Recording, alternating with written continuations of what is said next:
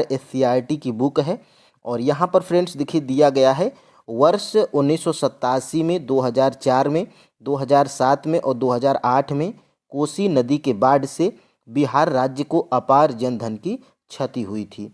ऐसे फ्रेंड्स हम लोग प्रश्न को करेंगे। और फिर उसके बाद जैसे कि फ्रेंड्स ये आपको जो है कि स्क्रीन पे प्रश्न जो है कि दिखाई दे रहा होगा, पटना स्थित गांधी सेतु का निर्माण कब किया गया। देखिए फ्रेंड्स ये पहली प्रैक्टिस सेट है, इसलिए मैं आपको पहले दिखा रहा हूँ कि किस तरह हम लोग डेली प्रैक्टिस सेट करने वाले हैं। देखिए पटना स्थित गांधी सेतु का निर्माण कब किया गया था, तो यहाँ पर देखिए ये आपके जो है कि एससीईआरटी बुक में दिया गया है। और आपको फ्रेंड्स पता होगा एनसीईआरटी हो या एससीईआरटी, ये देखिए ये जो ब्रैकेट में करके देता है क्या आप जानते हैं, ये करके देता है, तो ये बहुत ही महत्वपूर्ण हो जाता है। देखिए पटना स्थित गांधी सेतु भारत का सबसे लंबा 7 किलोमीटर सड़क पुल है, जिसका जो है कि निर्माण कब हुआ था, 1984 में हुआ था। तो फ्रेंड्स वीडियो में लास्ट तक बने रहिएगा। और फ्रेंड्स देखिए सबसे पहले जब ये प्रश्न आ रहा है तो आप जो है कि फ्रेंड्स अपने जो है कि कॉपी पे 1 लिख लीजिएगा और इस प्रश्न को पढ़िएगा, बिहार राज्य की स्थापना कब हुई थी। फिर उसके बाद फ्रेंड्स आपको जो इसमें सही लग रहा होगा वो आप जो है कि 1 नंबर के आगे मान लीजिए ए सही है तो ए लिखिएगा, बी सही है तो बी लिखिएगा, सी सही है तो सी, डी सही है तो डी और ई सही है तो ई। फिर उसके बाद जब मैं इसका आंसर बताऊंगा तो अगर आपका गलत होगा तो फ्रेंड्स आप ईमानदारी से गलत करिएगा, और फ्रेंड्स अगर आपका सही होगा तो ईमानदारी से आप सही करिएगा, ठीक है। और लास्ट में हमें कमेंट करके ज़रूर बताइएगा कि फ्रेंड्स आपके जो है कि टोटल 15 में से कितने प्रश्न सही हो रहे हैं, ठीक है। यहाँ पर फ्रेंड्स देखिएगा बिहार राज्य की स्थापना कब हुई थी। तो फ्रेंड्स देखिए बिहार राज्य की स्थापना, अगर फ्रेंड्स आपको अगर प्रश्न पता है, आंसर आपको पता है, तो आप फ्रेंड्स कमेंट करके भी हमें बताइएगा कि पहले का बी सही है, दूसरे का सी सही है, तीसरे का ई सही है। तो ऐसे आप जो है कि कमेंट करके भी हमें बताइएगा। और किस तरह की प्रैक्टिस सेट आपको चाहिए वो भी इस वीडियो को देखने के बाद आप हमें कमेंट करके ज़रूर बताइएगा। देखिए फ्रेंड्स बिहार राज्य की स्थापना कब की गई थी, यानी कि फ्रेंड्स इसका जो है कि 2 प्रश्न बनता है, बिहार दिवस कब मनाया जाता है और या तो बिहार राज्य की स्थापना कब की गई थी, दोनों प्रश्न एक ही है। तो फ्रेंड्स यहाँ पर देखिएगा बिहार राज्य की स्थापना फ्रेंड्स हुई थी 22 मार्च 1912 में। 22 मार्च 1912 को जो है कि बिहार राज्य की स्थापना हुई थी। और फ्रेंड्स इसी जो है कि तिथि को जो है कि 22 मार्च को बिहार दिवस भी आपका मनाया जाता है। और ये प्रश्न आपका 6 to 8 में पूछा गया प्रश्न है। तो फ्रेंड्स ऑप्शन नंबर बिल्कुल फ्रेंड्स बी बिल्कुल राइट आंसर हो जाएगा। यहाँ पर देखिए आपके जो है कि एससीईआरटी बुक में भी दिया गया है। यहाँ पर देखिएगा ध्यान से, क्या आप जानते हैं, देखिए 22 मार्च 1912 को बिहार राज्य की स्थापना हुई थी। इसी दिन को बिहार दिवस के रूप में प्रतिवर्ष मनाया जाता है। तो फ्रेंड्स देखिए ये कितना महत्वपूर्ण प्रश्न है, और ऐसे ही हम लोग डेली प्रैक्टिस सेट करने वाले हैं, ठीक है। और यहाँ पर फ्रेंड्स देखिएगा मधुबनी पेंटिंग जुड़ी है। तो फ्रेंड्स मधुबनी पेंटिंग कहाँ से जुड़ी है, मगध क्षेत्र से, कि भोजपुर क्षेत्र से, कि मिथिला क्षेत्र से, कि एक उपयुक्त में से एक से अधिक या उपयुक्त में से कोई नहीं। तो फ्रेंड्स देखिएगा मधुबनी पेंटिंग ये फ्रेंड्स आपकी जुड़ी है मिथिला क्षेत्र से। ये आपके जो है कि बिहार एससीईआरटी के बुक में क्लास 7th की एससीईआरटी है, जो बिहार की भूगोल के सब्जेक्ट में दिया गया। देखिए मिथिला क्षेत्र में जो है कि मधुबनी पेंटिंग जुड़ी है। ऑप्शन नंबर फ्रेंड्स यहाँ पर सी बिल्कुल राइट आंसर हो जाएगा। और देखिए प्रश्न आपका कैसे पूछता है, देखिए यहाँ पर देखिए बिहार में मनाया जाने वाला छठ पर्व जो है कि पूरे प्रदेश में श्रद्धा और उल्लास से मनाया जाता है। और यहाँ पर देखिएगा बिहार की मधुबनी पेंटिंग अब तो पूरे विश्व में लोगों को पसंद आ रही है। और मिथिला से उभरी पेंटिंग की यह कला, जिसमें प्राकृतिक जो है कि प्राकृतिक रंगों और प्राकृतिक और प्रतीकों का इस्तेमाल किया जाता है। तो इसका जो है कि यह कहाँ से यह कला उभरी थी, तो मिथिला से जो है कि यह पेंटिंग मधुबनी पेंटिंग उभरी थी। तो यही फ्रेंड्स आपका जो है कि राइट आंसर यहाँ पे क्या हो जाएगा, ऑप्शन नंबर सी जो है कि मिथिला क्षेत्र से।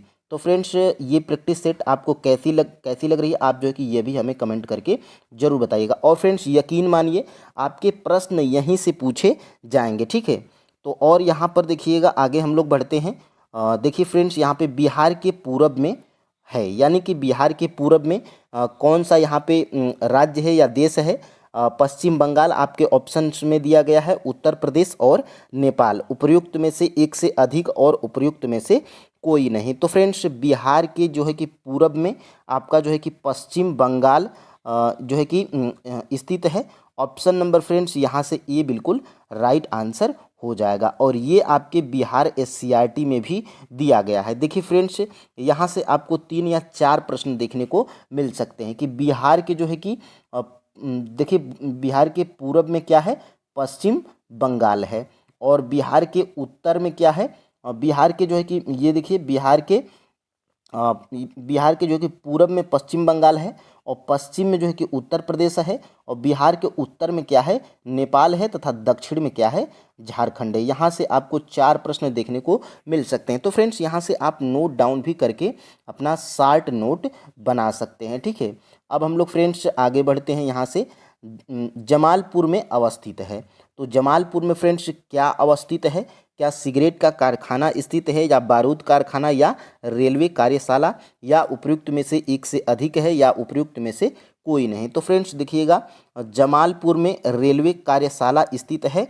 ऑप्शन नंबर फ्रेंड्स यहाँ से सी बिल्कुल राइट आंसर हो जाएगा, ठीक है। और देखिए ये आपके जो है कि 7th के एससीईआरटी में भी दिया गया है। देखिए यहाँ से एक प्रश्न में बनाया था, और यहाँ से देखिए जमालपुर में क्या स्थित है? रेलवे की कार्यशाला स्थित है। तो फ्रेंड्स ये आपके बिहार के एससीईआरटी बुक में ज्योग्राफी में दिया गया है, और यहीं से फ्रेंड्स प्रश्न बीपीएससी बनाता भी है, ठीक है।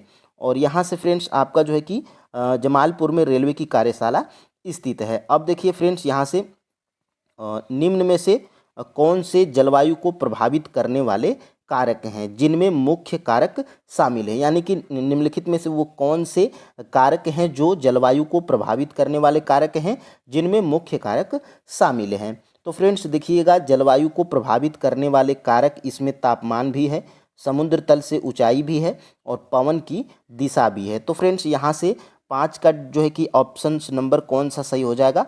ऑप्शन नंबर डी 1 से अधिक है। यहाँ पर देखिएगा ये आपके बिहार एससीईआरटी बुक में दिया गया है। देखिए इसका मुख्य कारण जलवायु को और जो है कि प्रभावित करने वाले विभिन्न कारक हैं, जिनमें मुख्य कारक कौन कौन से शामिल हैं? देखिए अक्षांशीय स्थिति, समुद्र जो है कि तट से दूरी, पर्वतों की दिशा व अवरोध, और समुद्री धाराओं की दिशा, पवन की दिशा, समुद्र तल से ऊंचाई और तापमान। ये जो है कि आपके जलवायु के प्रभावित करने वाले 7 कारक हैं जो कि आपके एग्जाम में प्रश्न बन सकता है, ठीक है। अब देखिए फ्रेंड्स आगे हम लोग बढ़ते हैं।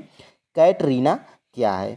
तो फ्रेंड्स देखिए कैटरीना क्या है, ये आप शायद पहली बार सुन रहे हो। तो यहाँ पे देखिए कैटरीना क्या एक स्थानीय पवन है?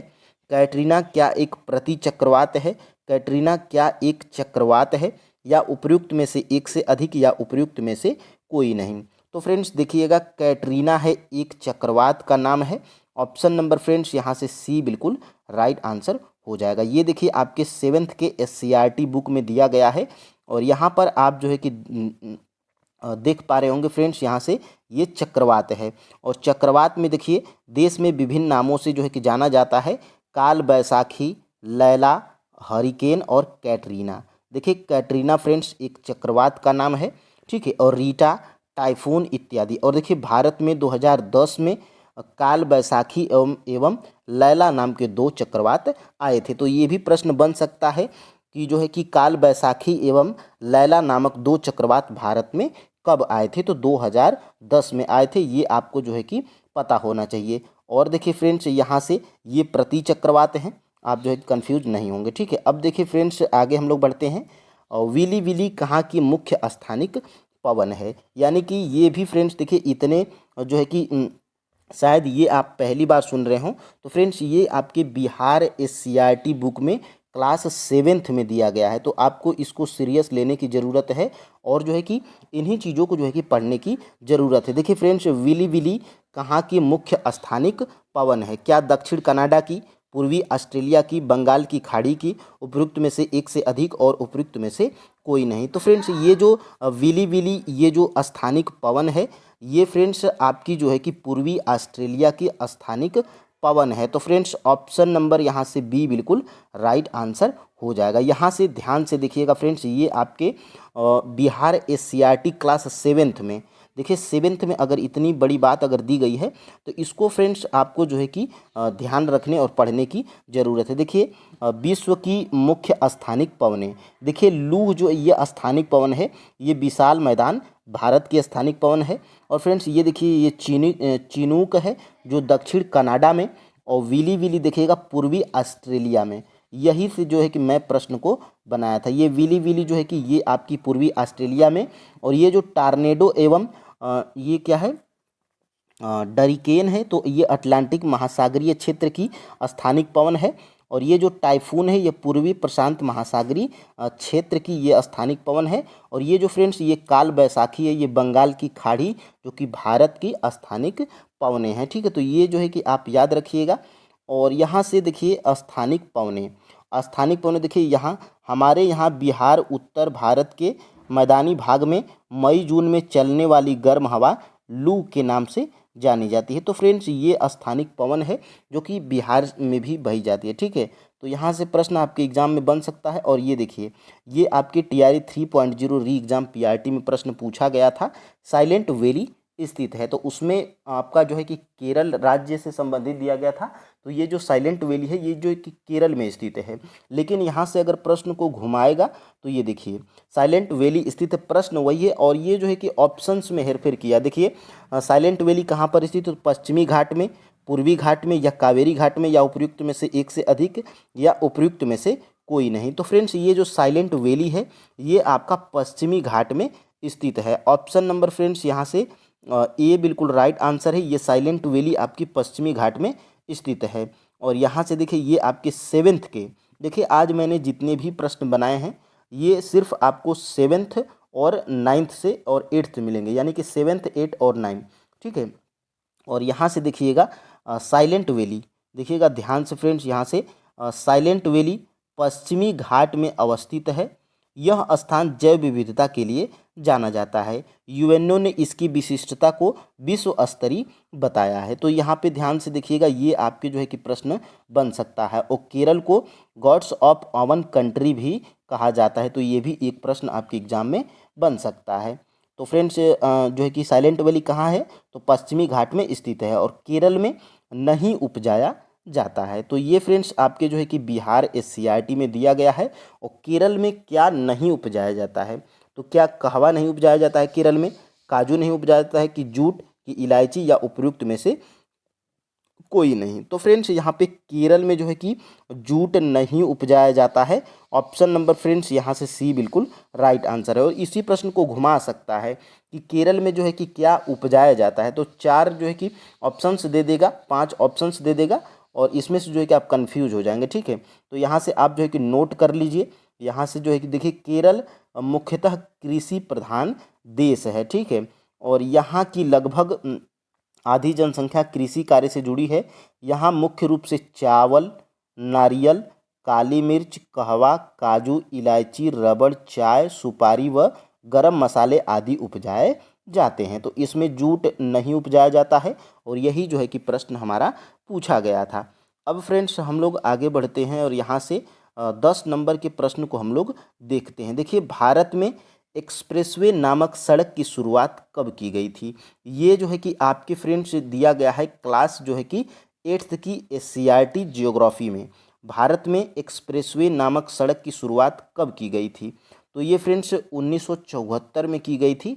ऑप्शन नंबर फ्रेंड्स यहाँ से बी बिल्कुल राइट आंसर है। भारत में एक्सप्रेसवे नामक सड़क की शुरुआत जो है कि 1974 ईस्वी में की गई थी। और यहाँ पर देखिएगा ये जो है कि आपके क्लास 8th की SCERT जियोग्राफी में दिया गया। देखिए 1974 में भारत में एक्सप्रेसवे नामक सड़क की शुरुआत की गई थी।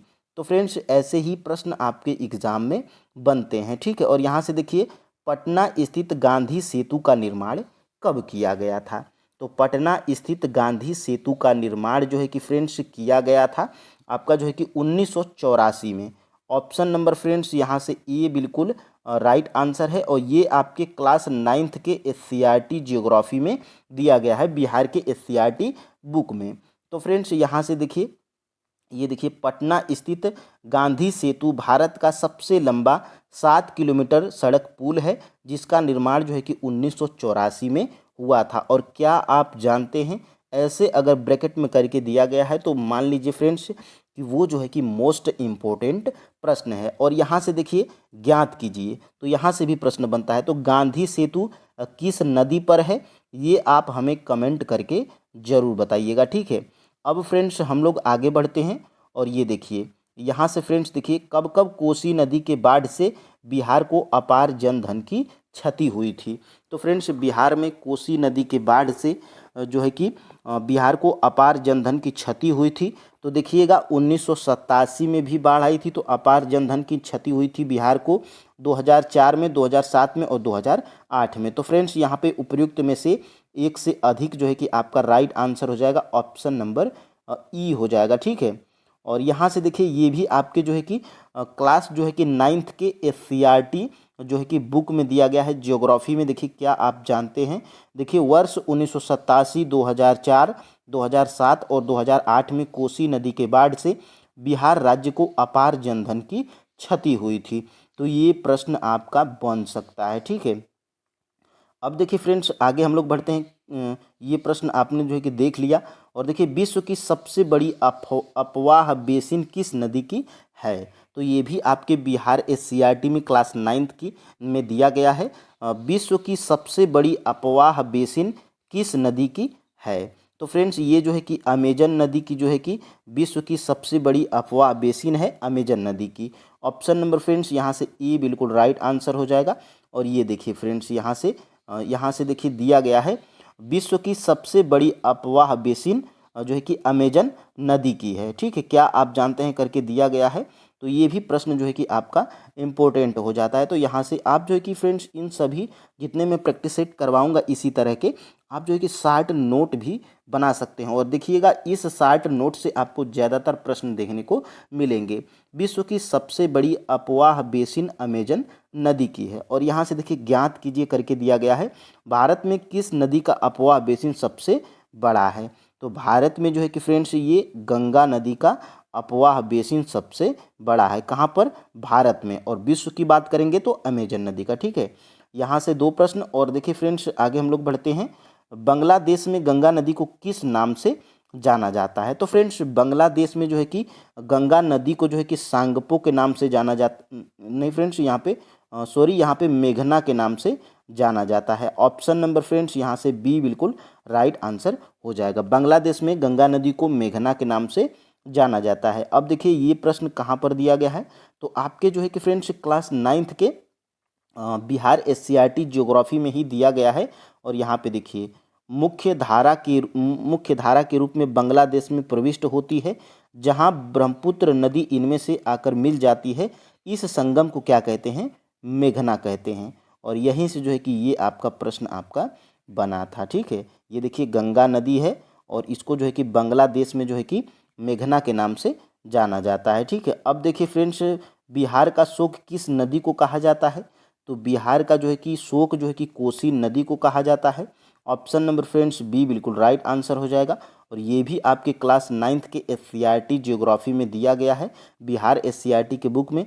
बिहार राज्य को कोसी नदी में बाढ़ आने से अपार क्षति होती है, इसी कारण इस नदी को बिहार का शोक कहा जाता है। और कब कब आया था, तो 1987 में। और यहाँ पे 1987 में। और देखिएगा एक बार और देख लीजिए कोसी नदी में बाढ़ जो है कि कब कब बिहार में आई थी और अपार जो है कि जनधन की क्षति हुई थी। तो यहाँ पर मैंने अभी ऊपर जो है कि प्रश्न आपको करवाया था, यहाँ पे ध्यान से देखिएगा। ये देखिए 1987 में, 2004 में, 2007 में और 2008 में। देखिए ये जो है कि दिया गया है यहाँ पर। देखिए 1987 में, 2004 में, 2007 में, 2008 में कोसी नदी के बाढ़ से बिहार राज्य को अपार जनधन की क्षति हुई थी। तो फ्रेंड्स आप जो है कि कमेंट करके हमें ज़रूर बताइएगा कि ये क्लास आपको जो है कि कैसी लगी। और इसी तरह की अगर आपको प्रैक्टिस चाहिए तो फ्रेंड्स चैनल पे नए हैं तो चैनल को सब्सक्राइब अवश्य कर लीजिएगा। तो फ्रेंड्स जय हिंद, आज के लिए इतना ही। फ्रेंड्स इसमें आपको जो है कि टॉप 15 प्रश्न मिलेंगे। मैं इसमें फ्रेंड्स और भी प्रश्नों को बढ़ाऊंगा, थोड़ा अभी मेरे पास जो है कि टाइम नहीं है। और फ्रेंड्स यहाँ से आपको जो है कि कैसे प्रश्न मिलते हैं, तो यहाँ पर देखिए ये प्रश्न है और आपके जो है कि एनसीईआरटी एससीईआरटी में से कहाँ से मैं प्रश्न बनाया हूँ, मैं इनको जो है कि दिखाते हुए चलूँगा। ठीक है, यहाँ से ये देखिए, और फ्रेंड्स यहाँ से ये प्रश्न है, यहाँ से ये प्रश्न है, और ये प्रश्न कहाँ से पूछा गया है, तो यहाँ से। ठीक है, तो फ्रेंड्स वीडियो में लास्ट तक बने रहिएगा और चैनल पे नए हैं तो चैनल को सब्सक्राइब भी अवश्य करिएगा। यहाँ पर फ्रेंड्स देखिए, चंद्रमा के गुरुत्वाकर्षण से जल ऊंचाई की ओर उठता है और यह स्थिति कहलाती है। तो फ्रेंड्स जब चंद्रमा के गुरुत्वाकर्षण से जल ऊंचाई की ओर उठता है, यह स्थिति क्या कहलाती है? तो फ्रेंड्स यह स्थिति फ्रेंड्स यहाँ पर ज्वार कहलाती है। ऑप्शन नंबर यहाँ पर फ्रेंड्स बी बिल्कुल राइट आंसर हो जाएगा। तो फ्रेंड्स यह देखिए कहाँ से प्रश्न जो है कि पूछा गया है, तो आपकी जो है कि बिहार एससीईआरटी की बुक में क्लास जो है कि 7th में ही ये जो है कि प्रश्न यहाँ से देखिए, समुद्र की लहरें सर्वाधिक ऊंचाई से जो है कि उठकर तट के बड़े हिस्सों को डुबो देती है। और यहाँ से फ्रेंड्स देखिएगा, लेकिन देखिए लहरों का ऐसी ऊंचाई तक उठना और फिर से पीछे हट जाना क्या होता है? ठीक है, तो देखिए यहाँ से ऐसा सूर्य एवं चंद्रमा के गुरुत्वाकर्षण बल के कारण होता है, और जब चंद्रमा समुद्र के निकट आ जाता है तो चंद्रमा के गुरुत्वाकर्षण से उसका जल जो है कि ऊंचाई की ओर चढ़ता है, और यही जो है कि क्या कहलाता है, तो ज्वार कहलाता है। यहीं से जो है कि मैं प्रश्न आपका बनाया था, और उठता है तो उसे जो है कि भाटा कहते हैं। ठीक है, तो जब जो है कि ऊंचाई की ओर चढ़ता है तो उसे ज्वार कहते हैं, और जब उतरता है नीचे की ओर तो उसे हम लोग भाटा कहते हैं। तो यहीं से जो है कि प्रश्न आपका बनाया गया था। और फ्रेंड्स देखिए, ये मैंने जो है कि कल जो है कि टाइपिंग मिस्टेक हो गया था। कल में जो है कि बांग्लादेश में गंगा नदी को जो है कि किस नाम से जाना जाता है, तो फ्रेंड्स जो है कि बांग्लादेश में गंगा नदी को कल मैंने मेघना बता दिया था, लेकिन फ्रेंड्स बांग्ला जो है कि देश में गंगा नदी को जो है कि पद्मा के नाम से जो है कि जाना जाता है। ऑप्शन नंबर फ्रेंड्स यहाँ से सी बिल्कुल राइट आंसर है। कल फ्रेंड्स यहाँ पे टाइपिंग मिस्टेक हो गई थी, और यहाँ से फ्रेंड्स देखिएगा ये जो है कि कहाँ से प्रश्न जो है कि बनाया गया था, तो देखिए ये मैं जो है कि कल आपको यहाँ से दिखाया था और मेघना बता दिया था। बांग्लादेश में प्रविष्ट होती है, जहाँ ब्रह्मपुत्र नदी उसमें आकर मिल जाती है, इस संगम को हम लोग मेघना कहते हैं। ये मैं जो है कि कल बताया था, लेकिन फ्रेंड्स आप जो है कि नोट डाउन करिएगा, कल मेरे से जो है कि टाइपिंग मिस्टेक में गलती हो गई थी। देखिए बांग्लादेश में प्रवेश करती है जहाँ इसे पद्मा के नाम से जाना जाता है। तो फ्रेंड्स बांग्लादेश में गंगा नदी को पद्मा के नाम से जाना जाता है। और ये फ्रेंड्स आप जो है कि मेघना किसे कहेंगे, तो देखिए ये दूसरी भाग में मुख्य धारा के रूप में बांग्लादेश में प्रविष्ट होती है, जहाँ ब्रह्मपुत्र नदी इसमें आकर मिल जाती है। और जब जो है कि गंगा नदी में ब्रह्मपुत्र नदी जब आकर मिल जाती है तो इसी संगम को हम लोग क्या कहते हैं, मेघना कहते हैं। ठीक है, तो इसे फ्रेंड्स आप जो है कि याद रखिएगा। और यहाँ से आगे हम लोग बढ़ते हैं, बिहार के लखीसराय में कौन सी झील है? तो फ्रेंड्स बिहार के लखीसराय में कौन सी झील है, आप हमें कमेंट करके ज़रूर बताइए। और फ्रेंड्स जो है कि आपके लास्ट में से टोटल 15 में से कितने प्रश्न सही होते हैं, ये भी आप हमें कमेंट करके ज़रूर बताइएगा। देखिए फ्रेंड्स मैं जो है कि यहाँ से प्रश्न आपका एनसीईआरटी और एससीईआरटी से इसलिए करवा रहा हूँ क्योंकि फ्रेंड्स आपने हमारी प्रूफ वाली जो वीडियो देखी होगी, जिसमें मैं टीआरई 1 के, टीआरई 2 के और टीआरई 3 के प्रश्नों को जो है कि प्रूफ के साथ में दिखाया था। तो वो सारे प्रश्न आपके जो है कि एनसीईआरटी और एससीईआरटी से ही पूछे गए थे। तो इसीलिए फ्रेंड्स मैं जो है कि एनसीईआरटी और एससीईआरटी आधारित आपको जो है कि प्रैक्टिस सेट करवा रहा हूँ। ठीक है, यहाँ से देखिएगा, बिहार के लखीसराय में कौन सी झील है? तो फ्रेंड्स बिहार के लखीसराय में कांवर झील है, बैकाल झील है, बरेला झील है, या उपयुक्त में से एक से अधिक, या उपयुक्त में से कोई नहीं। तो फ्रेंड्स बिहार के लखीसराय में जो है कि यहाँ पे बरेला झील है। ऑप्शन नंबर फ्रेंड्स यहाँ से सी बिल्कुल राइट आंसर हो जाएगा। और यहाँ पे फ्रेंड्स ये देखिए बिहार एससीईआरटी बुक में भी जो है कि इनका जिक्र किया गया है। देखिए मुंबई शहर किस सागर के किनारे स्थित है, ये भी आपके बिहार के एससीईआरटी बुक में दिया गया है। तो फ्रेंड्स देखिए मुंबई शहर किस सागर के किनारे स्थित है। तो फ्रेंड्स देखिएगा, ये जो मुंबई शहर है ये फ्रेंड्स आपका अरब सागर के किनारे स्थित है। तो फ्रेंड्स अरब सागर हमारा किसी भी ऑप्शंस में नहीं है, तो इसका जो है कि राइट आंसर क्या हो जाएगा, ऑप्शन नंबर ई। तो फ्रेंड्स देखिए, ये बीपीएससी का जो 5 ऑप्शंस वाले जो प्रश्न होते हैं, इसमें फ्रेंड्स आसान से प्रश्न भी आप जो है कि गलत कर देते हैं, क्योंकि इसके ऑप्शंस भी ऐसे ऐसे होते हैं, उपयुक्त में से एक से अधिक, उपयुक्त में से कोई नहीं, और फ्रेंड्स आप कंफ्यूज हो जाते हैं। ठीक है, तो मुंबई शहर जो है कि अरब सागर के किनारे स्थित है। ऑप्शन नंबर जो है कि यहाँ से ई बिल्कुल राइट आंसर हो जाएगा। तो मुंबई शहर अरब सागर के निकट जो है कि स्थित है। अरब सागर जो है कि आप याद रखिएगा। और फ्रेंड्स यहाँ से हम लोग आगे बढ़ते हैं, और यहाँ से देखिएगा ध्यान से, मैं जो है कि यहाँ से देखिए, यहाँ से दोनों प्रश्न आपके बनाए गए थे। देखिए, कांवर झील कहाँ पर है, बेगूसराय में, और बरैला झील कहाँ पर है, तो लखीसराय जिले में है। ठीक है, और यहाँ पर देखिएगा मुंबई में सागर है, मुंबई में तो सागर है, और अरब सागर, तो अरब सागर फ्रेंड्स यहाँ पे मुंबई जो है कि अरब सागर के किनारे पर स्थित है। अब देखिए फ्रेंड्स, अब हम लोग आगे बढ़ते हैं, और यहाँ से जल संरक्षण दिवस कब मनाया जाता है। तो फ्रेंड्स, जल संरक्षण दिवस जो है कि मनाया जाता है कब, 5 जून को, 22 मार्च को, या 23 अप्रैल को, या उपयुक्त में से एक से अधिक, या उपयुक्त में से कोई नहीं। तो फ्रेंड्स देखिएगा, जल संरक्षण दिवस जो होता है ये फ्रेंड्स आपका मनाया जाता है 22 मार्च को। ठीक है, ऑप्शन नंबर फ्रेंड्स यहाँ से बी बिल्कुल राइट आंसर हो जाएगा। और ये देखिए आपके जो है कि बिहार एससीईआरटी के बुक में भी दिया गया है। देखिए मैं यहाँ पे हाईलाइट भी कर रखा हूँ, 22 मार्च को जल संरक्षण दिवस मनाया जाता है। तो यहीं से फ्रेंड्स आपका ये प्रश्न जो है कि पूछा जा सकता है। देखिए फ्रेंड्स, कुछ लोग कमेंट कर रहे हैं कि सिर्फ आप प्रैक्टिस करवाइए।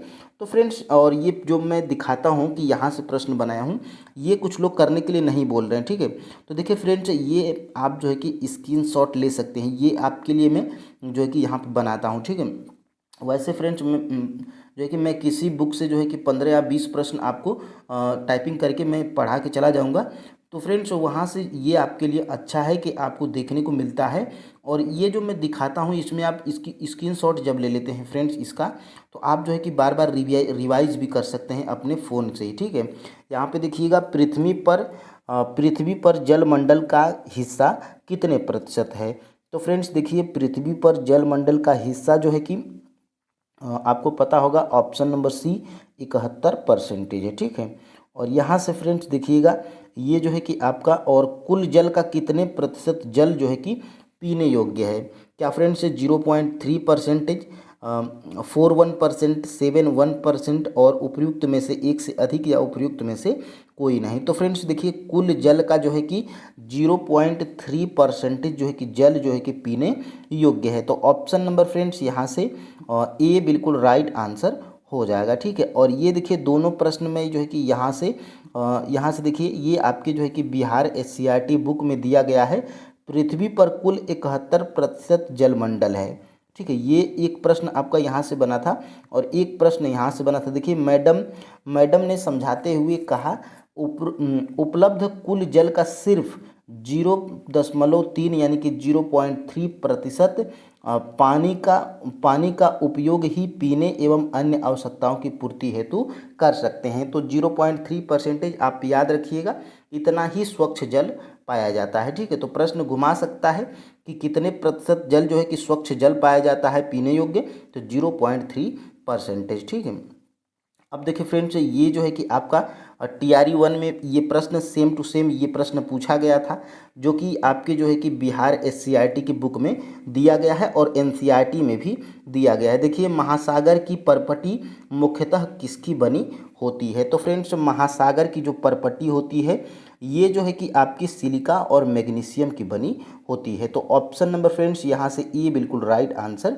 हो जाएगा। ठीक है, अब देखिए फ्रेंड्स, ये जो है कि आपकी NCERT की बुक है, और इसमें से देखिए यहीं से जो है कि ये प्रश्न आपका बना था। तो फ्रेंड्स, NCERT और SCERT आधारित जब आप प्रैक्टिस करेंगे तो आपको जो है कि फ्रेंड्स बिल्कुल लाभ मिलने वाला है। यहाँ से डायरेक्टली प्रश्न देखिए फ्रेंड्स, महासागर की परपटी मुख्यतः सिलिका एवं मैग्नीशियम की बनी होती है। तो यहीं से ये जो है कि आपके TRE 1 में ये प्रश्न आपका पूछा गया था। तो TRE 1 में ये प्रश्न आपका पूछ लिया गया था। TRA 1 का क्वेश्चंस पेपर डाउनलोड करके आप देख लीजिएगा, ठीक है। और यहाँ से देखिए आगे हम लोग बढ़ते हैं और देखिए क्रोड क्या है। तो फ्रेंड्स देखिए क्रोड क्या होता है। ये क्रोड क्या फ्रेंड्स पृथ्वी की ऊपरी परत पर होता है या पृथ्वी की निचली परत या ठोस पदार्थ या उपर्युक्त में से एक से अधिक या उपर्युक्त में से कोई नहीं। तो फ्रेंड्स ये जो क्रोड होता है ये पृथ्वी की निचली परत पर होता है, ठीक है। ऑप्शन नंबर फ्रेंड्स यहाँ पे ये पृथ्वी की निचली परत को हम लोग क्या कहते हैं, क्रोड कहते हैं। तो ऑप्शन नंबर फ्रेंड्स यहाँ से बी बिल्कुल राइट आंसर हो जाएगा। और यहाँ से देखिए नीफे में होता है। तो नीफे में क्या क्या पाया जाता है, यहाँ से ये 10 का जो है कि राइट आंसर क्या है आप लोग कमेंट करके हमें ज़रूर बताइएगा, ठीक है। देखिए नीफे में क्या होता है। तो फ्रेंड्स नीफे में देखिए क्या होता है, सिलिका होता है कि निकेल होता है कि लोहा होता है कि उपयुक्त में से एक से अधिक कि उपयुक्त में से कोई नहीं। तो फ्रेंड्स देखिएगा ये निफे में होता है क्या, तो निफे में फ्रेंड्स निकेल और लोहा होता है। तो निकेल बी में है और सी में क्या है, लोहा है। इसलिए फ्रेंड्स आपका राइट आंसर क्या हो जाएगा, ऑप्शन नंबर डी उपयुक्त में से एक से अधिक, ठीक है। तो आप जो है कि याद रखिएगा निफे में क्या होता है, ये निफे में आपका जो है कि होता है निकेल और लोहा, ठीक है। अब हम लोग फ्रेंड्स आगे बढ़ते हैं और यहाँ से ये देखिए आपका जो है कि बिहार SCRT का बुक है और देखिए सबसे निचली परत में क्या होता है, निकेल और लोहा होता है जैसे तत्व पाए जाते हैं। और ये देखिए निफे में देखिए क्या है, इस परत को हम लोग क्या कहते हैं, क्रोड कहते हैं, ठीक है। तो ये यहीं से ये प्रश्न जो है कि आपका बनाया गया था। और देखिए बेसाल्ट किस प्रकार का चट्टान है, ये देखिए प्रश्न आपके एग्जाम में बन सकता है, बेसाल्ट किस प्रकार का चट्टान है। तो फ्रेंड्स ये देखिए बेसाल्ट जो होता है ये फ्रेंड्स आपका जो है कि आग्नेय चट्टान की कैटेगरी में आता है या बेसाल्ट जो है कि आग्नेय चट्टान है, ठीक है। ऑप्शन नंबर फ्रेंड्स यहाँ से ए बिल्कुल राइट आंसर हो जाएगा, ठीक है। और देखिए ये प्रश्न आपके जो है कि बिहार SCRT में दिया गया है। और देखिए निम्नलिखित में से कौन सा रूपांतरित चट्टान है, तो इसमें से फ्रेंड्स देखिएगा निम्नलिखित में से कौन सा रूपांतरित चट्टान है, क्या फ्रेंड्स चूना पत्थर, क्या संगमरमर, क्या ग्रेनाइट, या तो उपयुक्त में से एक से अधिक या उपयुक्त में से कोई नहीं। तो फ्रेंड्स देखिएगा रूपांतरित चट्टान के जो है कि उदाहरण होते हैं चूना पत्थर भी है, संगमरमर भी है और ग्रेनाइट भी है। इसलिए फ्रेंड्स आपका जो है कि राइट आंसर क्या हो जाएगा, ऑप्शन नंबर डी उपयुक्त में से एक से अधिक, ठीक है। अब देखिए फ्रेंड्स अब हम लोग आगे बढ़ते हैं और यहीं से जो है कि ये प्रश्न आपका जो है कि बनाया गया था। देखिए ये जो है कि आपकी आग्नेय चट्टानें हैं और यहाँ पे देखिए उदाहरण में क्या दिया गया है, तो उदाहरण में देखिए ग्रेनाइट है और थोड़ा सा अगर आप नीचे जाएंगे तो देखिए बेसाल्ट एवं ऑब्सिडियन, ठीक है। ये आपका जो है कि आग्नेय चट्टान है। और रूपांतरित में देखिए क्या दिया गया है, तो रूपांतरित में देखिए संगमरमर और देखिए चूना पत्थर और यहाँ से फ्रेंड्स देखिएगा ये आपका ग्रेनाइट। तो ये आपके जो है कि रूपांतरित चट्टानों के एग्जाम्पल हैं, आप जो है कि इसको याद रखिएगा, ठीक है। अब देखिए फ्रेंड्स ब्राज़ील में झूम कृषि को किस नाम से जाना जाता है, तो फ्रेंड्स देखिएगा ब्राज़ील में झूम कृषि को क्या मिल्पा के नाम से जाना जाता है, क्या लद्दांग के नाम से जाना जाता है, क्या कुमारी के नाम से जाना जाता है। तो फ्रेंड्स देखिएगा ये ब्राज़ील में जो है कि झूम नाम की कृषि को जो है कि हम लोग रोका के नाम से जानते हैं, ठीक है। तो ब्राज़ील में यहाँ पे आप लोग जो है कि लिख लीजिएगा, ये जो है कि आपका ब्राज़ील में जो है कि ये आपकी झूम कृषि को किस नाम से जाना जाता है, तो रोका के नाम से जाना जाता है, ठीक है। और ये मिल्पा फ्रेंड्स, ये मिल्पा जो है कि मेक्सिको है। ये जो है कि झूम कृषि को जो है कि मेक्सिको में मिल्का के नाम से जाना जाता है, ठीक है। तो मेक्सिको आप जो है कि इसको याद रखिएगा। और यहाँ से फ्रेंड्स देखिएगा ये लद्दांग, तो लद्दांग जो है कि ये मलेशिया में इसको बोलते हैं, ठीक है। मलेशिया की जो है कि ये झूम कृषि को मलेशिया में लद्दांग के नाम से जाना जाता है। और फ्रेंड्स ये देखिएगा ये जो है कि झूम कृषि को केरल में जो है कि कुमारी के नाम से जाना जाता है। तो ये तीनों आप जो है कि याद रखिएगा और यहाँ से इसको आप स्क्रीनशॉट ले लीजिए। देखिए फ्रेंड्स ये आपके SCRT में दिया गया है। देखिए फ्रेंड्स विश्व के अनेक भागों में झूम कृषि की जाती है जिन्हें विभिन्न देशों में विभिन्न नामों से जाना जाता है, जैसे वेनेजुएला में देखिए कोनको के नाम से, और मलेशिया में लद्दांग के नाम से, मैक्सिको में जो है कि मिल्पा के नाम से, और ब्राज़ील में जो है कि रोका के नाम से जाना जाता है। तो ये आप जो है कि याद रखिएगा। और ये जो है कि आपकी जो है कि ये हमारे भारत में देखिएगा ये असम और उत्तर पूर्व के क्षेत्रों में झूम खेती के नाम से जाना जाता है।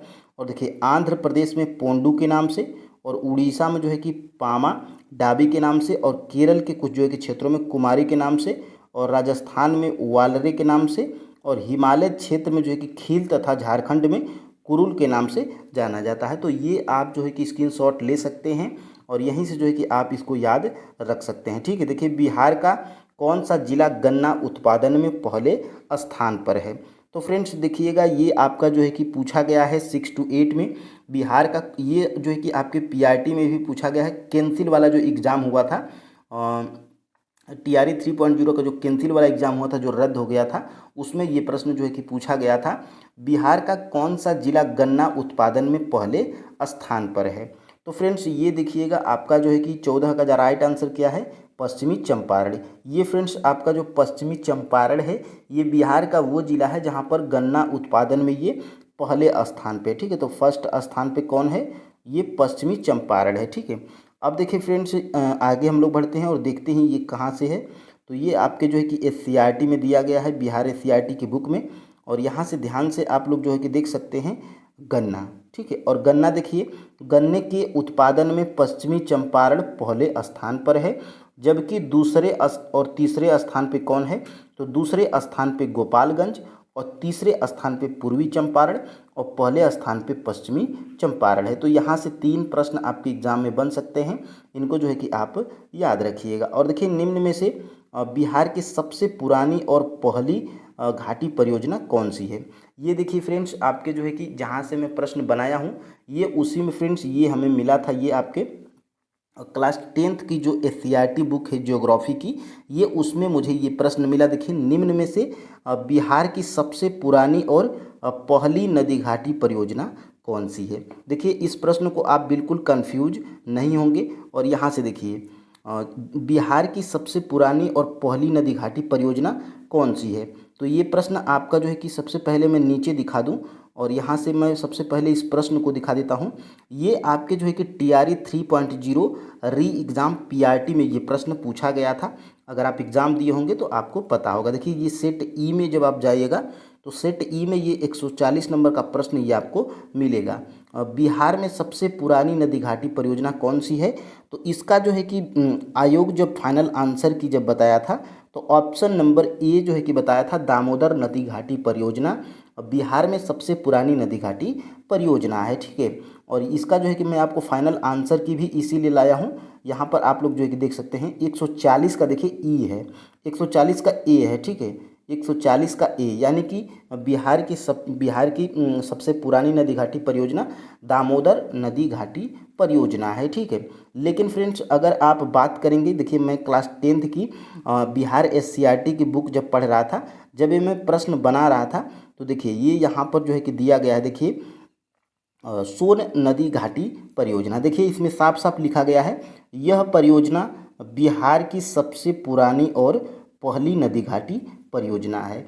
इसका जो है कि विकास अंग्रेज सरकार ने 1700 और 1874 में सिंचाई के लिए किया था। तो फ्रेंड्स ये आपके बिहार SCERT की बुक में दिया गया है, लेकिन आयोग जो माना है हम लोग उसी को मानेंगे। ठीक है, तो फ्रेंड्स आप जो है कि इसको सन के हिसाब से भी रख सकते हैं। देखिए आप जो है कि प्रश्न पूछा गया कि बिहार की सबसे पुरानी नदी घाटी परियोजना, और फाइनल आंसर की में जो है कि आयोग हमें दामोदर नदी घाटी परियोजना बताता है। तो यहाँ पे दामोदर नदी घाटी परियोजना का जो है कि कब बना था, तो यहाँ से आप जो है कि याद रखिएगा। देखिए दामोदर ये कब हुआ था, तो ये जो है कि आपका 1948 में। ठीक है, ये 1948 में। लेकिन सबसे पुराने की बात करिएगा तो ये जो है कि आपका 1874 में। ये आपका जो है कि क्या है, ये जो है कि आपका सोन है। ठीक है, तो 1874 आप सन याद रखिएगा, ये सोन का है, और दामोदर का 1948 है। ठीक है, तो यहीं से फ्रेंड्स ये आपका जो है कि प्रश्न बनाया गया था। निम्न में से बिहार की सबसे पुरानी नदी घाटी परियोजना और पहली नदी घाटी परियोजना कौन है, तो दामोदर है। ऑप्शन नंबर फ्रेंड्स यहाँ से ए बिल्कुल राइट आंसर हो जाएगा। ठीक है, और यहीं से ये प्रश्न आपका जो है कि पूछा गया था। और लेकिन फ्रेंड्स यहाँ से ये आपके बिहार SCERT में दिया गया था, जिसको मैं बता दिया। और फ्रेंड्स ये आपके जो है कि TRE 3.0 री एग्जाम PRT में पूछा गया था, और इसमें फाइनल आंसर की में जो है कि दामोदर नदी घाटी परियोजना को ही बताया गया है। तो दामोदर जो है कि आप इसको याद रखिएगा। और यहाँ से सोन का जो है कि ये जो है कि 1874 है। और दामोदर का आप याद रखिएगा, दामोदर का आप लोग याद रखिएगा यहाँ पे 1948। ठीक है, कराए जाते हैं। तो ये प्रश्न है। और फ्रेंड्स ये आपके जो है कि एससीईआरटी बुक से कहाँ पर से बनाया गया है, या वहाँ पे उस पेज को भी जो है कि दिखाया जाता है। और फ्रेंड्स आप जो है कि इसको स्क्रीनशॉट भी ले सकते हैं। यहाँ पर ये प्रश्न है, और फ्रेंड्स यहाँ पर ये प्रश्न है, यहाँ से बनाया गया है। और फ्रेंड्स यहाँ पर देखिए ये प्रश्न है, और यहाँ पे इस प्रश्न को यहाँ से जो है कि बनाया गया है। ठीक है। और फ्रेंड्स और यहाँ पे देखिए जो प्रश्न आपके जो है कि एग्ज़ाम में पूछे गए होते हैं, उन प्रश्नों को भी यहाँ पर जो है कि दिखाया जाता है कि ये प्रश्न जो है कि आपके बिहार एससीईआरटी बुक से आपके 6 to 8 में, 1 to 5 में ये प्रश्न जो है कि आपके पूछे गए हैं। जैसे फ्रेंड्स जैसे ये प्रश्न आप जो है कि यहाँ पे देख पा रहे होंगे, ये आपके जो है कि TRE 3.0 6 to 8 SST वाले में ये प्रश्न आपका पूछा गया था, जियोग्राफी वाले सेक्शन में। जियोग्राफी यानी कि ये 35 नंबर का जो सवाल है। देखिए, भारत में सन 1904 में प्रथम सीमेंट उद्योग संयंत्र कहाँ स्थापित किया गया था? तो फ्रेंड्स ये जो है कि आपका चेन्नई में स्थापित किया गया था। ऑप्शन नंबर फ्रेंड्स यहाँ से सी बिल्कुल राइट आंसर है। और ये प्रश्न देखिए आपका कहाँ जो है कि कहाँ से पूछा गया है? तो ये प्रश्न जो है कि आपका पूछा गया है, यहाँ पर आप जो है कि देख पा रहे होंगे, यहाँ से देखिए, यहाँ से ये कहाँ से पूछा गया है? तो 2001 में, यहाँ पर आप जो है कि 1904, यहाँ पे देखिए ये प्रश्न आपका कहाँ से पूछा गया था? ये जो है कि 1904 वाला, ये देखिए, भारत में सन 1904 में प्रथम सीमेंट उद्योग संयंत्र कहाँ स्थापित हुआ था? चेन्नई में। और ये जो है कि आपके फ्रेंड्स बिहार एससीईआरटी के बुक में यहाँ पर दिया गया है। जब आप क्लास 10th की एससीईआरटी ज्योग्राफी की जब आप खोलिएगा तो देखिए यहाँ पर दिया गया है, पहला सीमेंट संयंत्र 1904 में चेन्नई में स्थापित किया गया था। तो ये प्रश्न फ्रेंड्स आपके जो है कि सारे प्रश्न आपके जो है कि बिहार एससीईआरटी और एनसीईआरटी को मैच करके बनाए जा रहे हैं। और मैं जो है कि प्रूफ के साथ में भी दिखाते हुए चलता हूं। और यहाँ पर देखिए अब हम लोग इस प्रैक्टिस को स्टार्ट करते हैं। ठीक है फ्रेंड्स, आप जो है कि कमेंट करके हमें ज़रूर बताइएगा कि आपके टोटल इसमें से देखिए 15 में से, वैसे तो इसमें 20 प्रश्न आपको मिलते हैं, लेकिन फ्रेंड्स 15 आप जो है कि इसमें से 4 प्रश्न आपको मैं प्रीवियस ईयर का उसमें ऐड किया हूं, तो उसको नहीं जोड़ रहा हूं। 15 में से आपके टोटल कितने सही होते हैं आप हमें कमेंट करके ज़रूर बताइएगा। ठीक है, यहाँ से देखिए अब हम लोग स्टार्ट करेंगे। ब्रह्मपुत्र नदी को तिब्बत में किस नाम से जाना जाता है? तो फ्रेंड्स ब्रह्मपुत्र नदी को तिब्बत में किस नाम से जाना जाता है? क्या दिहांग के नाम से जाना जाता है? क्या जमुना के नाम से जाना जाता है? क्या ब्रह्मपुत्र नदी को तिब्बत में सांगपो के नाम से जाना जाता है? कि एक से अधिक या उपयुक्त में से कोई नहीं? तो फ्रेंड्स देखिए ब्रह्मपुत्र नदी को तिब्बत में जो है कि सांगपो के नाम से जाना जाता है। ऑप्शन नंबर फ्रेंड्स यहाँ से सी बिल्कुल राइट आंसर हो जाएगा। ठीक है, देखिए आप जो है कि अगर आपको आंसर पता है तो वीडियो को पॉज करके आप कमेंट करके भी हमें बता सकते हैं। यहाँ पर देखिएगा अब हम लोग बढ़ते हैं, और ये देखिए आपके जो है कि बिहार एससीईआरटी के बुक में यहाँ पर दिया गया है। देखिए फ्रेंड्स यहाँ से जो है कि दिया गया है, और यहाँ से देखिए ब्रह्मपुत्र नदी को तिब्बत में जो है कि देखिए ब्रह्मपुत्र नदी को तिब्बत में सांगपो के नाम से जाना जाता है। और बांग्लादेश में जो है कि ब्रह्मपुत्र नदी को जमुना के नाम से जाना जाता है। ये जो है कि आपको पता होना चाहिए। ठीक है, और यहाँ से देखिएगा फ्रेंड्स, यहाँ से मैं आपको जो है कि दिखा दूँ। देखिए दिहांग दिहांग दिहांग जो है कि ये अरुणाचल प्रदेश में जो है कि जाना जाता है ब्रह्मपुत्र नदी को, जो है कि अरुणाचल प्रदेश में। ठीक है, तो इसको आप जो है कि अरुणाचल अरुणाचल प्रदेश, और जमुना जमुना जो है कि फ्रेंड्स ये बांग्लादेश में। ठीक है,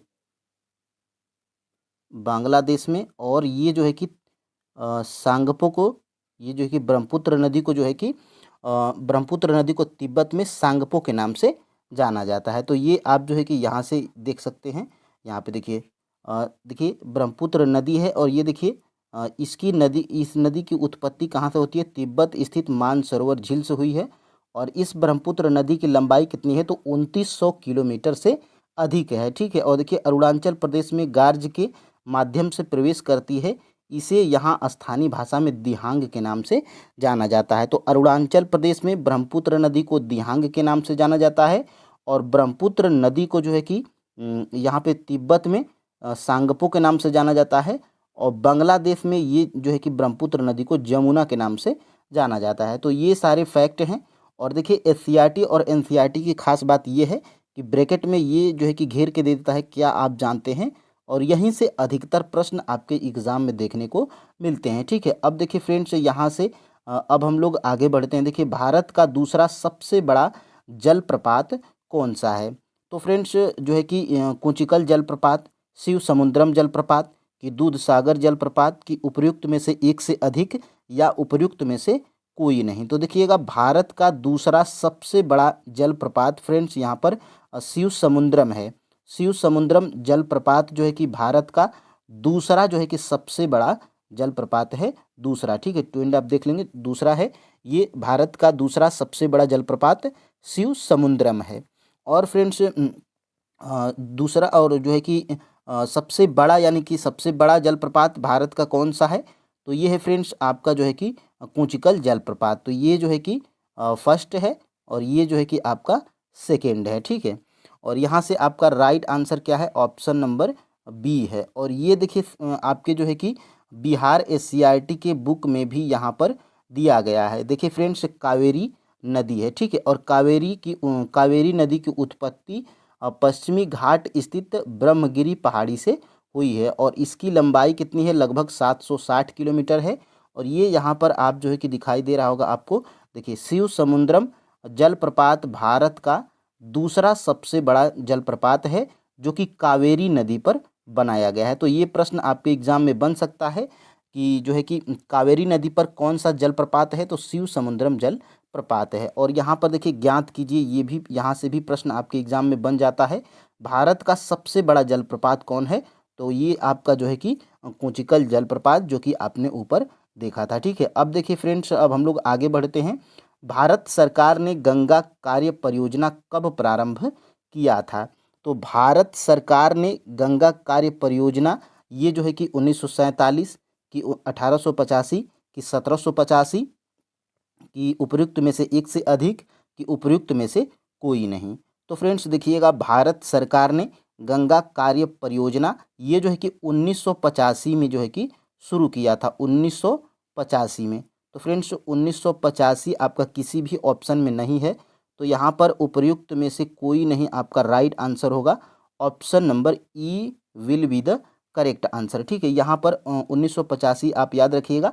और बीपीएससी का खास बात यही है फ्रेंड्स कि इसके जो है जो 5 ऑप्शंस होते हैं, खास तौर से ऑप्शन नंबर डी और ख़ास तौर से ऑप्शन नंबर ई, ये दोनों ऐसे प्रश्न होते हैं जो कि ये यहाँ पे बिल्कुल क्लियर कर देते हैं कि अगर प्रश्न का आंसर आपको एग्जैक्ट पता है तभी जो है कि आप इसका जो है कि आंसर लगा सकते हैं। ठीक है, यहाँ पर फ्रेंड्स अगर आपको भारत सरकार ने गंगा कार्य परियोजना ये 1985 जब तक आपको नहीं याद रहेगा, आप जो है कि किसी भी ऑप्शन को लेकर श्योर नहीं हो पाएंगे। ठीक है, तो इसीलिए इसका राइट आंसर क्या है?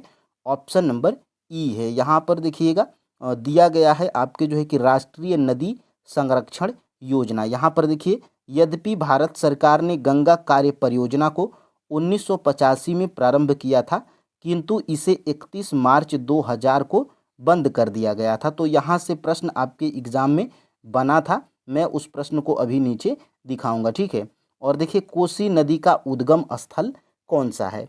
यानी कि जो बिहार की जो कोसी नदी है उसका जो है कि उद्गम कहाँ से होता है? ठीक है, तो कोसी नदी का जो है कि उद्गम स्थल आप जो है कि कमेंट करके बताइए कि गंगोत्री है कि मानसरोवर है कि गोसाई थान है या उपयुक्त में से एक से अधिक है कि उपयुक्त में से कोई नहीं है। तो फ्रेंड्स कोसी नदी का जो है कि उद्गम स्थल यहाँ पर गोसाई थान है। ऑप्शन नंबर फ्रेंड्स यहाँ से सी बिल्कुल राइट आंसर हो जाएगा। और यहाँ पर ये आपके जो है कि बिहार एससीईआरटी के बुक में दिया गया है। यहाँ पर देखिएगा गोसाई थान, यहाँ पे देखिए कोसी नदी है और यहाँ पे यह नदी महान हिमालय के गोसाई थान से निकलकर नेपाल होते हुए बिहार के सुपौल जिला में प्रवेश करती है। उद्गम स्थल के समीप कोसी की मुख्य धारा अरुण कहलाती है। ठीक है, तो यहाँ से प्रश्न आपके एग्जाम में बन सकता है। ठीक है, अब देखिए फ्रेंड्स यहाँ पे कोसी नदी की लंबाई भी यहाँ पर दिया गया है। इस नदी की लंबाई कितनी है कोसी नदी की? 230 किलोमीटर है। ठीक है, अब देखिए फ्रेंड्स, अब हम लोग आगे बढ़ते हैं, यहाँ से 5 नंबर के प्रश्न की तरफ बढ़ते हैं। देखिए निम्नलिखित में से सिंधु नदी की सहायक नदी कौन सी है? तो सिंधु नदी की सहायक नदियाँ देखिए कौन सी है? क्या नुब्रा है, कि श्योक है, कि हुंजा है, कि उपर्युक्त में से एक से अधिक है, कि उपर्युक्त में से कोई नहीं है? ठीक है, तो यहाँ पर फ्रेंड्स उपर्युक्त में से एक से अधिक जो है कि आपका राइट आंसर हो जाएगा, क्योंकि फ्रेंड्स ये नुब्रा, श्योक और हंजा ये जो है कि तीनों सिंधु नदी की सहायक नदियां हैं। तो यहाँ पर फ्रेंड्स ऑप्शन नंबर डी बिल्कुल राइट आंसर हो जाएगा। ठीक है, देखिए फ्रेंड्स ये भी प्रश्न आपके जो है कि TRE 3.0 री एग्ज़ाम में ये प्रश्न आपका पूछा गया था।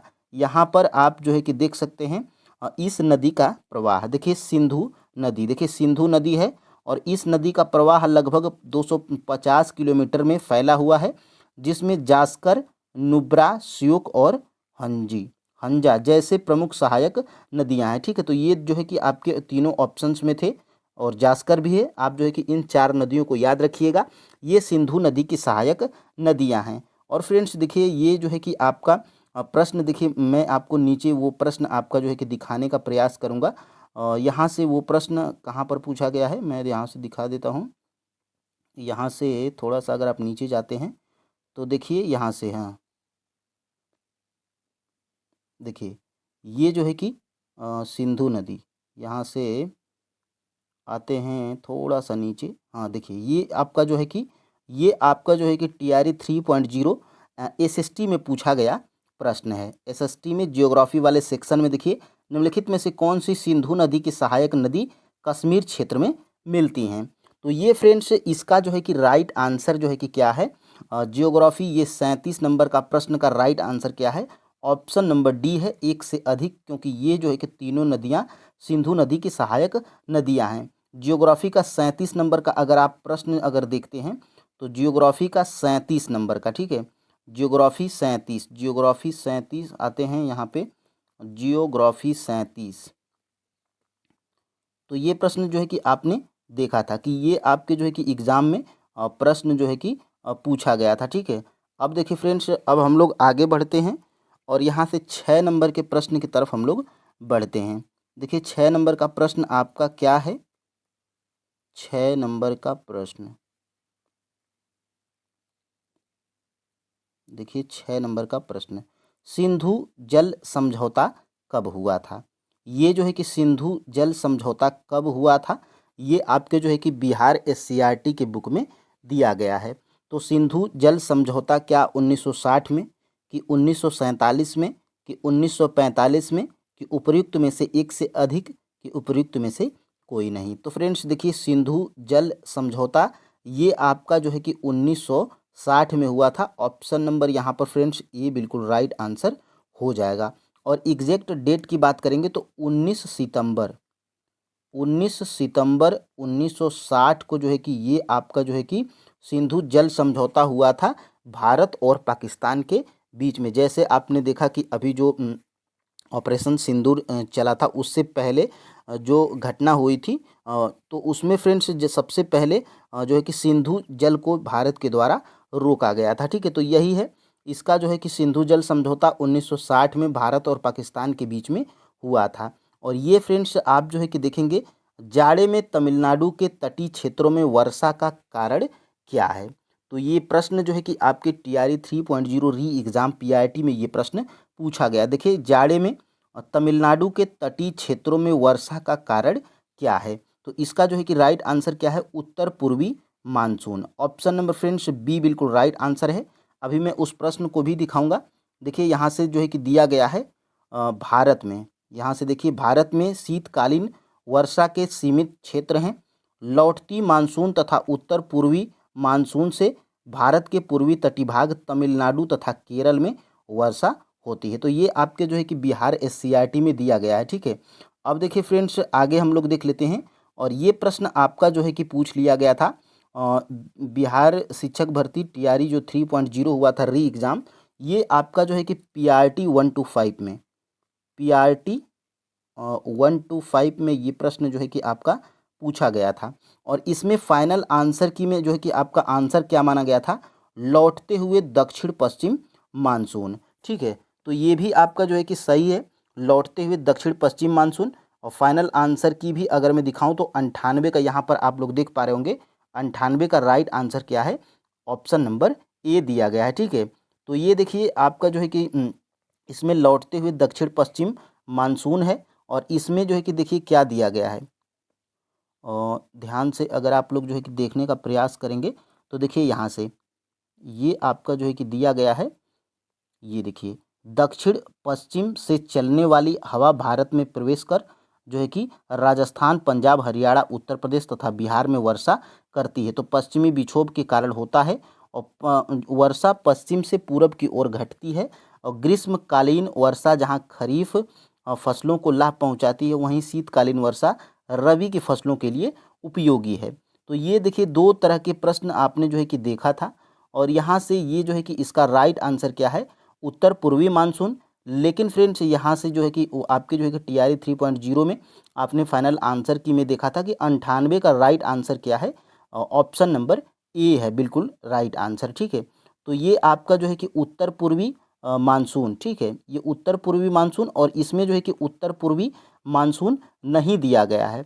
तो उत्तर पूर्वी अगर मानसून दिया गया है तो आप उत्तर देखिए, या तो आपको उत्तर पूर्वी मानसून दिया जाएगा या तो लौटते हुए दक्षिण पश्चिम मानसून दिया जाएगा। तो आप जो है कि देखिए इसमें उत्तर पूर्वी मानसून नहीं दिया गया है, तो लौटता हुआ दक्षिण पश्चिम मानसून को आप सही ट्रिक करेंगे। ठीक है, और जो है कि ये आपका प्रश्न था, आपने दोनों प्रश्न को देख लिया। ठीक है, अब देखिए फ्रेंड्स यहाँ से हम लोग आगे बढ़ते हैं।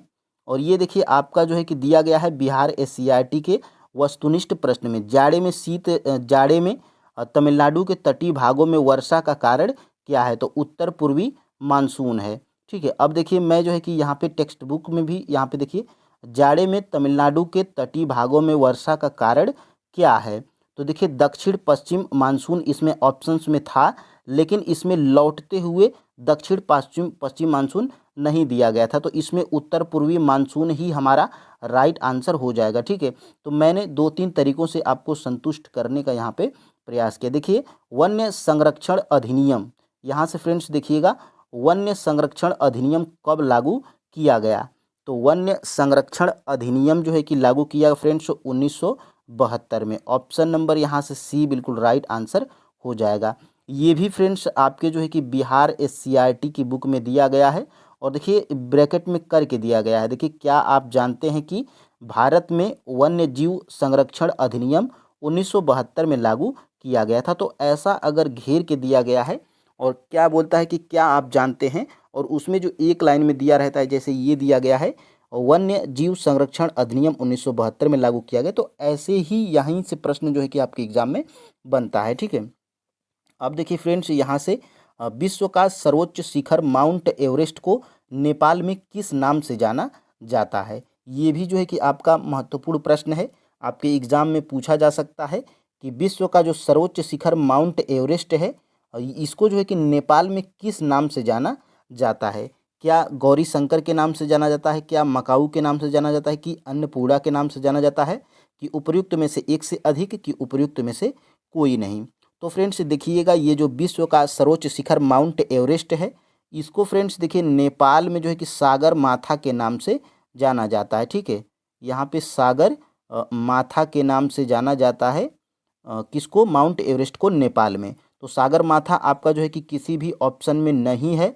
तो फ्रेंड्स आपका राइट आंसर क्या हो जाएगा, उपर्युक्त में से कोई नहीं। यहाँ पे ऑप्शन नंबर ई बिल्कुल राइट आंसर हो जाएगा। ठीक है, और यहाँ से फ्रेंड्स देखिएगा माउंट एवरेस्ट की जो है कि माउंट एवरेस्ट की ऊंचाई कितनी है, तो 8,848, कहीं कहीं पे 50 भी देता है। ठीक है, और यहाँ पे आप जो है कि देख पा रहे होंगे विश्व का, ये आपके बिहार SCERT बुक में दिया गया है, विश्व का सर्वोच्च शिखर माउंट एवरेस्ट जिसकी ऊंचाई 8,848 मीटर है, नेपाल तिब्बत सीमा पर अवस्थित है। स्थानीय लोग इस चोटी को क्या कहते हैं, सागर माथा के नाम से पुकारते हैं। तो यहाँ से प्रश्न आपके एग्जाम में बन सकता है। ठीक है, तो आप इसको जो है कि ध्यान रखिएगा। और देखिए गंडक नदी को नेपाल में किस नाम से जाना जाता है, यानी कि जो गंडक नदी है इसको जो है कि नेपाल में किस नाम से जाना जाता है। तो फ्रेंड्स गंडक नदी को नेपाल में जो है कि नारायणी नदी के नाम से जाना जाता है। ऑप्शन नंबर यहाँ से फ्रेंड्स बी बिल्कुल राइट आंसर हो जाएगा। ठीक है, गंडक नदी को नेपाल में नारायणी नदी के नाम से जाना जाता है। और यहाँ पर फ्रेंड्स दिया भी गया है। देखिए यहाँ पे जो देखिए नेपाल में पूर्व से पश्चिम 3 प्रमुख नदी तंत्र का क्रम है। वो क्रम क्या है? कोसी, गंडक और घाघरा। ठीक है, और यहाँ की सबसे लंबी नदी कौन है?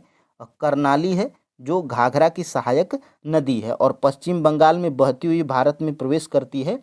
और मध्य नेपाल में गंडक, जिसे यहाँ नारायणी नदी के नाम से जाना जाता है। यहीं से आपका प्रश्न बनाया गया था। और यहाँ से देखिए पूर्वी नेपाल में कोसी नदी को क्या कहते हैं? तो सप्त कोसी के नाम से जानते हैं। तो ये भी प्रश्न आपके एग्जाम में बन सकता है। और देखिए आगे हम लोग बढ़ते हैं। देखिए भारत के साथ बांग्लादेश की स्थलीय सीमा कितनी लंबी है? एक इसी तरह का प्रश्न आपके TRE 3.0 री एग्ज़ाम PRT में पूछा गया था।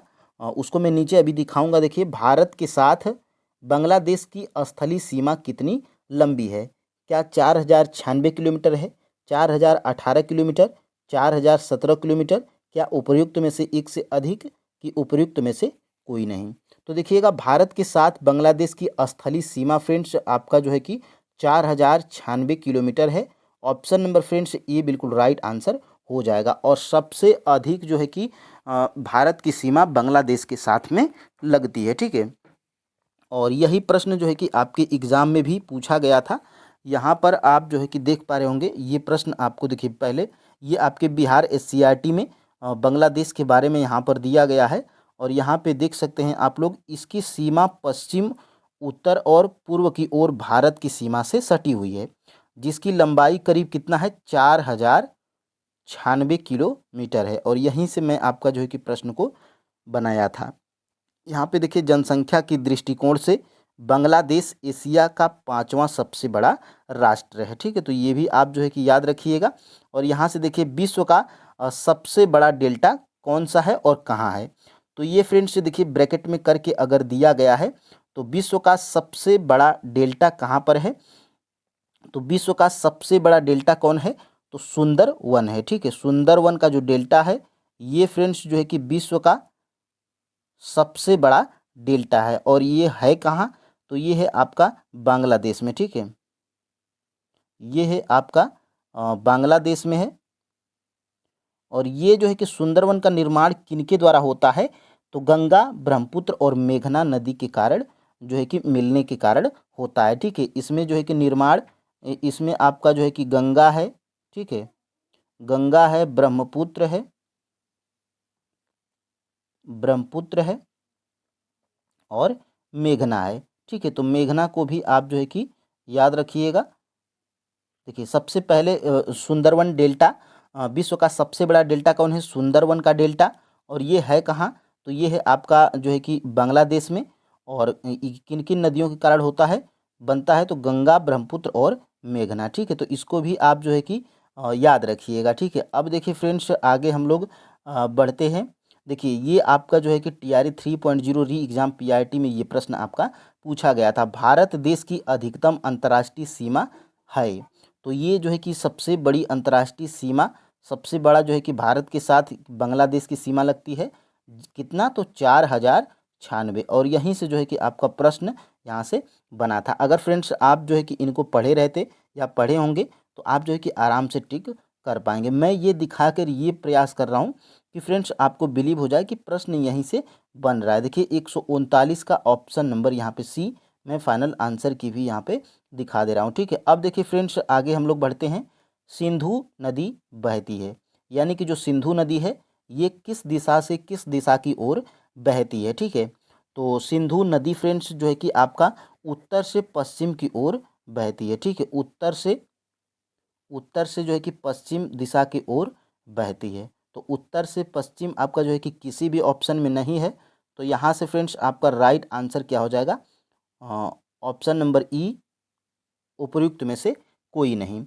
उत्तर से पश्चिम जो है कि सिंधु नदी बहती है। ठीक है, अब देखिए फ्रेंड्स अब हम लोग आगे बढ़ेंगे और यहाँ से देखिए ये आपके जो है कि बिहार SCERT के बुक में भी दिया गया है। और देखिए इसकी सभी सहायक नदियाँ उत्तर पूर्व और भारत में उत्तर पश्चिम से मैदान के मध्यवर्ती भाग में आकर इससे मिलती हैं। तो भारत में उत्तर पश्चिम ये आप जो है कि याद रखिएगा। और ये जो है कि यहीं से जो है कि प्रश्न आपका बनाया गया था। देखिए पहला सीमेंट संयंत्र कब और कहाँ पर स्थापित किया गया था? पहला सीमेंट संयंत्र कब और कहाँ पर स्थापित किया गया था? तो ये फ्रेंड्स आपका जो है कि क्या 1904 में चेन्नई में, 1905 में कर्नाटक में, 1907 बंगलौर में, कि उपर्युक्त में से एक से अधिक, कि उपर्युक्त में से कोई नहीं? तो ये पहला सीमेंट संयंत्र 1904 में और जो है कि चेन्नई में स्थापित किया गया था। तो फ्रेंड्स ऑप्शन नंबर यहाँ से ए बिल्कुल राइट आंसर हो जाएगा। और ये आपके जो है कि बिहार SCERT के बुक में क्लास 10th की जियोग्राफी में दिया गया है। देखिए यहाँ पे पहला सीमेंट संयंत्र 1904 में और चेन्नई में स्थापित किया गया था। और ये प्रश्न जो है कि आपका किस में पूछ लिया गया था? तो ये जो है कि TRA 3.0 SST में पूछा गया ये प्रश्न है। आप जो है कि यहाँ पे देख पा रहे होंगे भारत में सन 1904 में प्रथम सीमेंट उद्योग संयंत्र कहाँ स्थापित किया गया था? तो ये आपका राइट आंसर क्या है? ऑप्शन नंबर सी है, चेन्नई में। तो यहीं से आपके जो है कि प्रश्न बनाए जाते हैं। और ये देखिए निम्नलिखित में से कौन सी सिंधु नदी की सहायक नदी कश्मीर में मिलती है? तो श्योक, हुंजा, नुब्रा, ये उपयुक्त में से एक से अधिक आपका राइट आंसर है। और ये भी प्रश्न मैंने आपको बताया था कि क्लास 10th की बिहार SCERT की बुक में दिया गया है। और ये भी प्रश्न आपका पूछा गया है। और ये भी जो है कि मैंने ऊपर बताया था कि बिहार SCERT की ये भी मैं प्रश्न कराया था। और ये आपके TRA 3.0 SST में ये प्रश्न आपका पूछा गया है। ठीक है, देखिए गंगा एक्शन प्लान का प्रथम चरण किस वर्ष प्रारंभ किया गया था? तो ये जो है कि आपका राइट आंसर क्या है? 1985। ठीक है, 1985 में जो है कि गंगा एक्शन प्लान का जो है कि प्रथम चरण जो है कि प्रारंभ किया गया था। ऑप्शन नंबर यहाँ से सी बिल्कुल राइट आंसर हो जाएगा। और ये देखिए 14 नंबर का प्रश्न हमारा क्या है?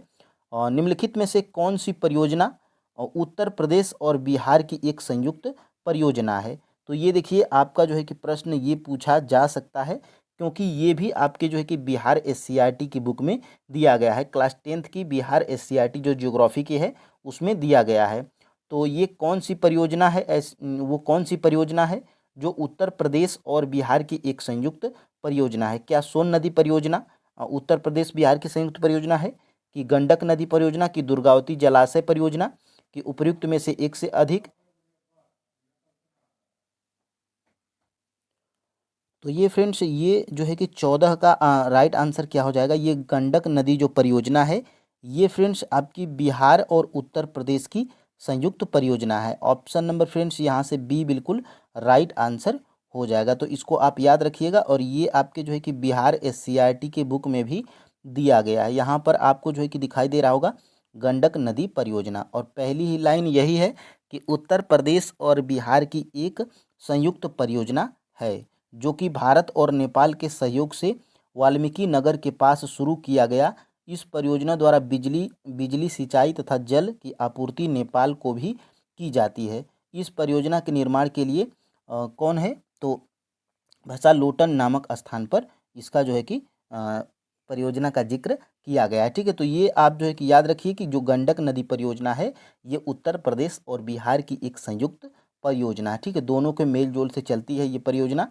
और देखिए 2001 में बिहार की कुल जनसंख्या कितनी थी? आप आश्चर्य हो जाएंगे कि इस तरह के भी प्रश्न आपके एग्जाम में पूछे जाएंगे।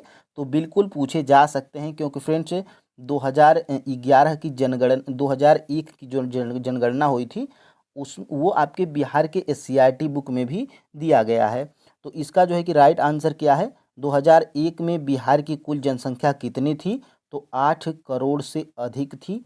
ऑप्शन नंबर फ्रेंड्स यहाँ पे बी बिल्कुल राइट आंसर है। और बिहार SCERT के बुक में दिया गया है। यहाँ पर आप जो देखिए बिहार की जनसंख्या एवं नगरीकरण। और बिल्कुल जो है कि यहाँ से देखिए 2001 की जनगणना के अनुसार यहाँ की कुल जनसंख्या कितनी है? 8 करोड़ 29 लाख 98 हजार 509 है। तो एग्जैक्ट आपको याद रखनी है तो एग्जैक्ट आप याद रखिए या तो 8 करोड़ से अधिक। ठीक है, ऑप्शंस जैसा मिले आपको आप जो है कि याद रखिएगा। और देखिए यहाँ से फ्रेंड्स ये प्रश्न मैं इसलिए दिखा रहा हूँ क्योंकि ये TRE 3.0 री एग्ज़ाम PRT में ये प्रश्न पूछा गया है। तो अगर इस तरह का प्रश्न पूछा जा रहा है तो ऊपर में जो आपको ये प्रश्न जो दिखाया था 2001 की जनगणना के अनुसार बिहार की कुल जनसंख्या, तो वो भी प्रश्न पूछा जा सकता है। देखिए ये TRE 3.0 ये आपके जो है कि 3.0 री एग्ज़ाम PRT में ये प्रश्न आपका पूछा गया था। देखिए निम्न में से कुल कितने लोग 26 जनवरी 1950 से 2024 के प्रारंभ तक बिहार के मुख्यमंत्री रहे हैं? तो इसका राइट आंसर क्या है फ्रेंड्स? 101 का केवल 23 लोग, यही आपका जो है कि राइट आंसर है।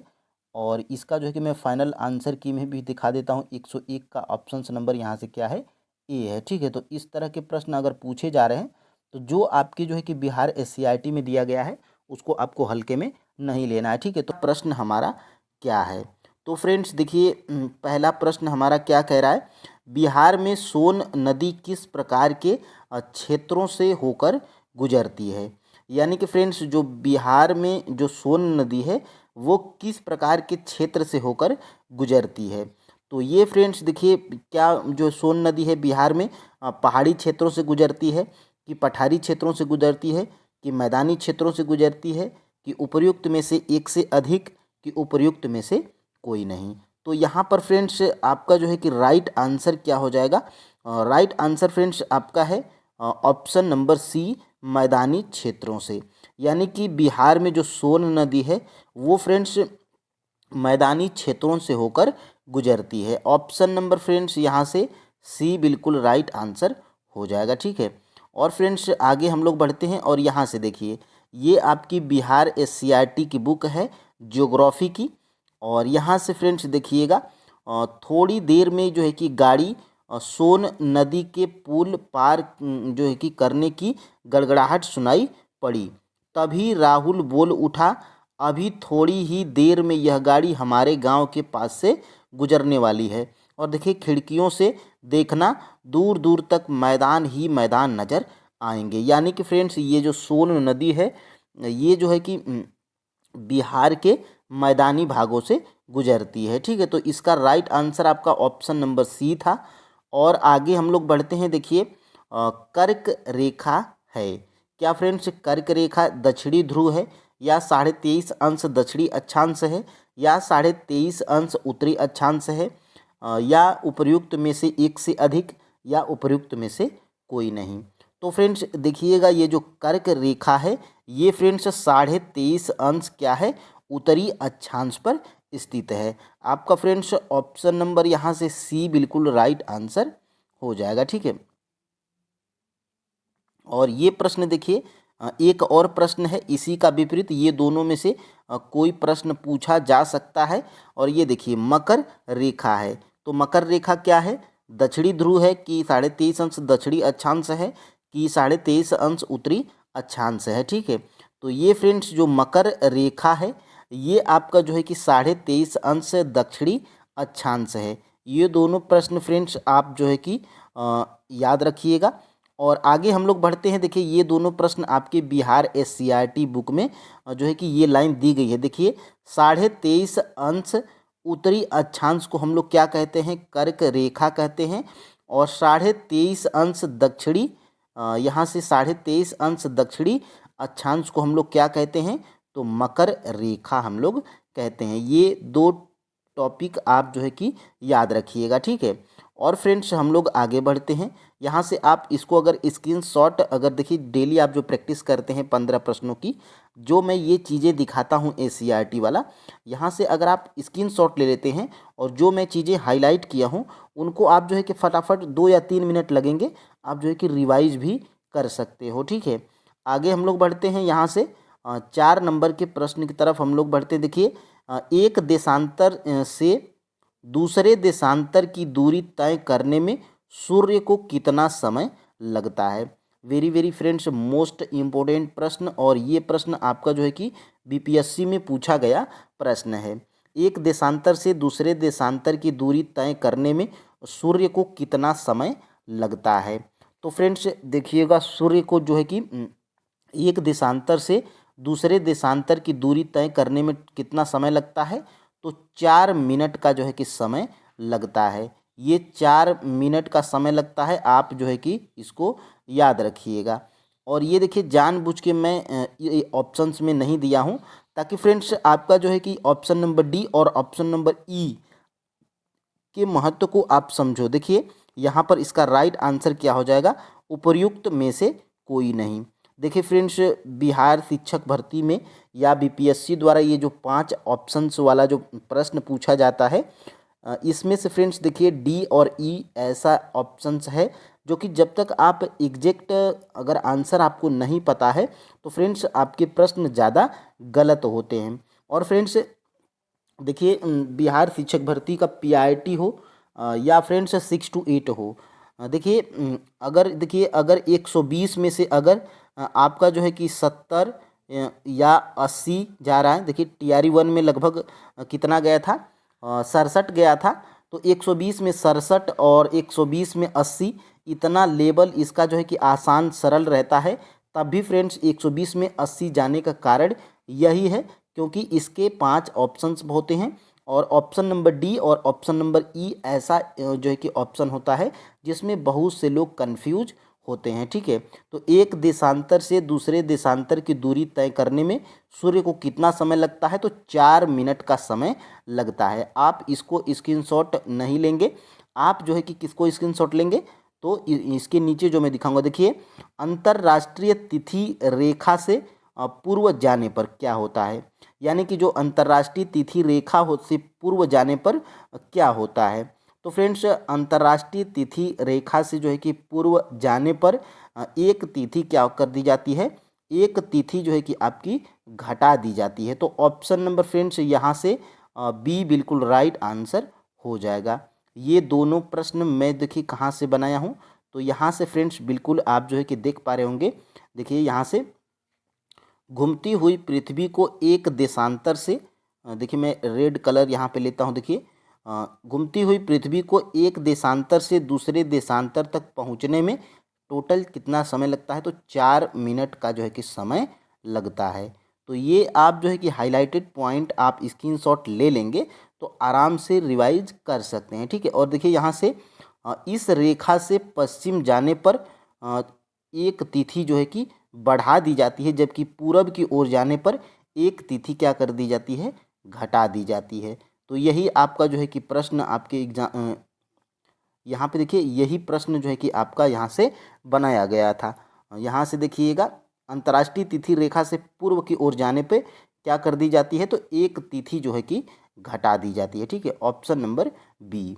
अब फ्रेंड्स हम लोग बढ़ते हैं आगे और देखते हैं चाँद पर पहुँचने वाले पहले व्यक्ति कौन थे, यानी कि चाँद पर जो है कि पहुँचने वाले पहले व्यक्ति कौन थे। देखिए फ्रेंड्स मैं ये प्रश्न ऐसे ही नहीं बनाया हूँ, ये आपके बिहार एससीईआरटी की बुक में दिया गया है। ठीक है, तो फ्रेंड्स चाँद पर पहुँचने वाले पहले व्यक्ति कौन थे? क्या वो राकेश शर्मा थे, अशोक शर्मा थे, या वेलेंटीना टेरेस्कोवा थी, या उपर्युक्त में से एक से अधिक, या उपर्युक्त में से कोई नहीं। तो फ्रेंड्स इसका जो है कि राइट आंसर सबसे पहले आप जो है कि जान लीजिए उपर्युक्त में से कौन सा सही है? उपर्युक्त में से कोई नहीं जो है कि इसका राइट आंसर है। अब देखिए चाँद पर पहुंचने वाले पहले व्यक्ति कौन हैं? तो पहले व्यक्ति फ्रेंड्स नील आर्मस्ट्रांग हैं। ठीक है, नील और यहाँ से फ्रेंड्स आर्म स्ट्रॉन्ग हैं। ठीक है, इनको आप जो है कि याद रखिएगा, ये चाँद पर जो है कि पहुंचने वाले पहले व्यक्ति हैं। और देखिए ये प्रश्न कहाँ से बनाया गया है?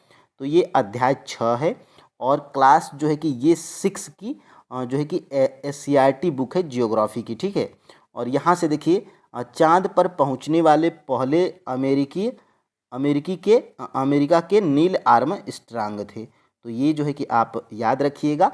और भारत की बात किया जाएगा तो राकेश शर्मा को आप याद रखिएगा। ठीक है, अब देखिए फ्रेंड्स यहाँ से 1984 में जब राकेश शर्मा जो है कि भारत के हैं, चाँद पर जो है कि पहले चाँद पर जाने वाले ये भारतीय हैं। ठीक है, 1984 में जब राकेश शर्मा अंतरिक्ष की यात्रा पर थे तब उस समय भारत के तत्कालीन प्रधानमंत्री कौन थे। देखिए ये प्रश्न जो है कि इम्पोर्टेंट है और ये प्रश्न जो है कि पूछा जा सकता है, क्योंकि आपके जो है कि SCERT बुक में दिया गया है बिहार की। तो फ्रेंड्स, क्या जवाहरलाल नेहरू थे, क्या गुलजारी लाल नंदा थे, कि इंदिरा गांधी थी, कि उपर्युक्त में से एक से अधिक, कि उपर्युक्त में से कोई नहीं। तो फ्रेंड्स देखिएगा, 1984 में जब राकेश शर्मा अंतरिक्ष की यात्रा पर थे, तब उस समय भारत के तत्कालीन प्रधानमंत्री श्रीमती इंदिरा गांधी थी। इनको जो है कि आप याद रखिएगा। और यहीं से फ्रेंड्स ऑप्शन नंबर सी बिल्कुल राइट आंसर हो जाएगा। और ये इंदिरा गांधी जो है कि राकेश शर्मा से बात भी की थी। देखिए यहाँ से वर्ष 1984 में जब राकेश शर्मा अंतरिक्ष की यात्रा पर थे, उस समय भारत की तत्कालीन प्रधानमंत्री इंदिरा गांधी थी, ठीक है। इंदिरा गांधी ने उनसे फ़ोन पर पूछा था कि आपको अंतरिक्ष से पृथ्वी कैसी दिखाई दे रही है। तब राकेश शर्मा कहा कि नीली। वास्तव में अंतरिक्ष से देखने पर हमारी पृथ्वी का रंग नीला दिखाई देता है, इसलिए फ्रेंड्स हमें जो है कि पृथ्वी को नीला ग्रह हम लोग कहते हैं। तो ये इम्पोर्टेंट जो है कि लाइन अगर आपके जो है कि बिहार SCERT बुक में दी गई है, तो ये प्रश्न जो है कि पूछा जा सकता है। अब फ्रेंड्स हम लोग देखिए, पृथ्वी के वायुमंडल की सबसे निचली परत कौन सी है। इससे प्रश्न जो है कि पूछा गया था TRE 1 में। अभी मैं उसको दिखाऊंगा। देखिए ये 8 नंबर का प्रश्न हमारा क्या है, पृथ्वी के वायुमंडल की सबसे निचली परत कौन सी है। तो फ्रेंड्स, क्या ओजोन मंडल है, क्या समताप मंडल है, कि क्षोभ मंडल है, कि उपर्युक्त में से एक से अधिक, कि उपर्युक्त में से कोई नहीं। तो फ्रेंड्स ये देखिए, पृथ्वी के वायुमंडल की सबसे निचली परत कौन सी है, तो क्षोभ मंडल है, ठीक है। क्षोभ मंडल को आप जो है कि याद रखिएगा। ये जो है कि पृथ्वी के वायुमंडल की सबसे निचली परत है। ऑप्शन नंबर फ्रेंड्स यहाँ से सी बिल्कुल जो है कि राइट आंसर हो जाएगा। और ये प्रश्न देखिए कहाँ से बनाया गया है, तो ये देखिए बिहार SCERT में जो है कि ये सबसे पहले इनका जो है कि पृथ्वी से ऊपर इनके नाम, ये क्रम है। देखिए यहाँ से, और निचली परत क्या है, तो क्षोभ मंडल है। देखिए क्षोभ मंडल, फिर उसके बाद ओजोन मंडल, फिर उसके बाद समताप मंडल, फिर उसके बाद मध्य मंडल, फिर उसके बाद आयन मंडल, ठीक है। तो ये इनका जो है कि क्रम है। आप जो है कि इनको, फिर उसके बाद सबसे ऊपर बहिर्मंडल है, ठीक है। अब देखिए फ्रेंड्स आगे हम लोग बढ़ते हैं। और ये देखिए आपका जो है कि PRT में 1 to 5 में TRE 1 में ये प्रश्न जो है कि आपका पूछा गया था। देखिए इनका क्रम ही डायरेक्ट पूछ लिया गया था। तो 55 का जो है कि राइट आंसर यहाँ पे देख सकते हैं। मैं आंसर किसके साथ में भी यहाँ पे देखिए, 55 का जो है कि राइट आंसर क्या है, ऑप्शन नंबर ए है, ठीक है। तो यहाँ से ऑप्शन नंबर ए में देखिएगा, यही अभी जो मैं क्रम ऊपर बताया था उसी से संबंधित जो है कि इसका पूछ लिया गया था। तो इसका जो है कि राइट आंसर क्या है, ऑप्शन नंबर ए है।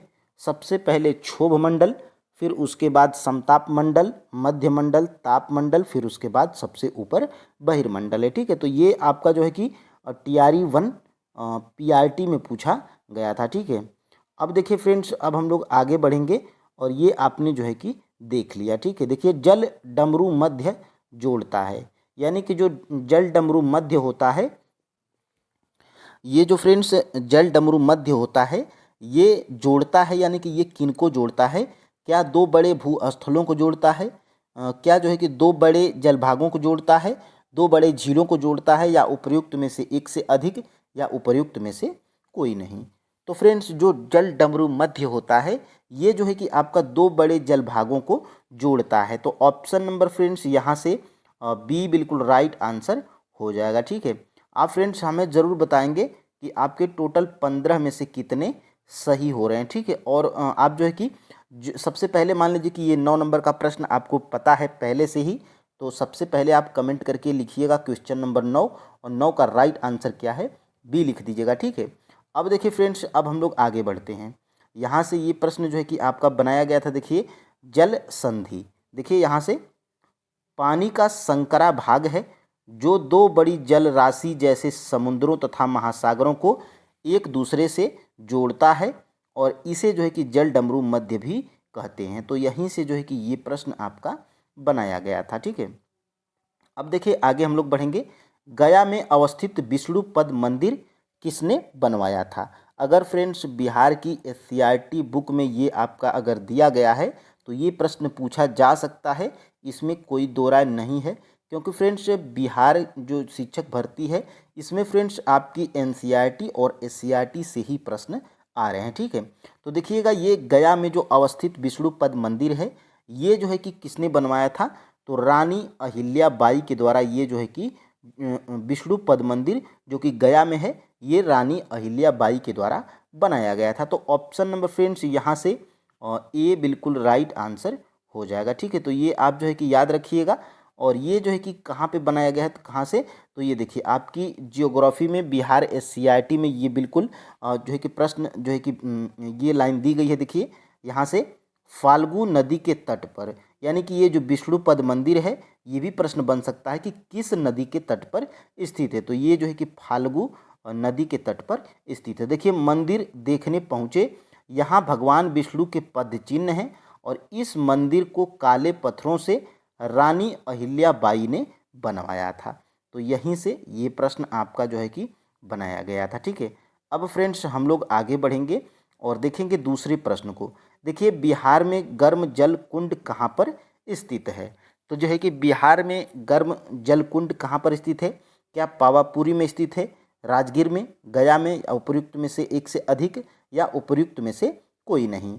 तो फ्रेंड्स ये जो है आपका बिहार में जो गर्म जल कुंड है ये आपका राजगीर में स्थित है। ऑप्शन नंबर फ्रेंड्स यहाँ से बी बिल्कुल राइट आंसर हो जाएगा, ठीक है। अब देखिए यहाँ से ये प्रश्न बनाया कहाँ से गया है, तो थोड़ा सा अगर आप जाएंगे नीचे तो देखिए ये जो है कि विष्णुपद मंदिर अहिल्याबाई ने बनवाया था और उसी के नीचे से ये प्रश्न जो है कि आपका बना दिया गया था। देखिए राजगीर के गर्म जलकुंड में हाथ पांव धोने से बच्चों की थकान मिट गई थी। तो ये फ्रेंड्स देखिए ये राजगीर में है क्या, तो गर्म जल कुंड। तो यही आपका जो है कि प्रश्न था। अब फ्रेंड्स हम लोग आगे बढ़ते हैं और देख लेते हैं यहाँ पे ये आपने देख लिया। अब देखिए आगे देखते हैं, पटना स्थित गोल घर का निर्माण किसने करवाया था।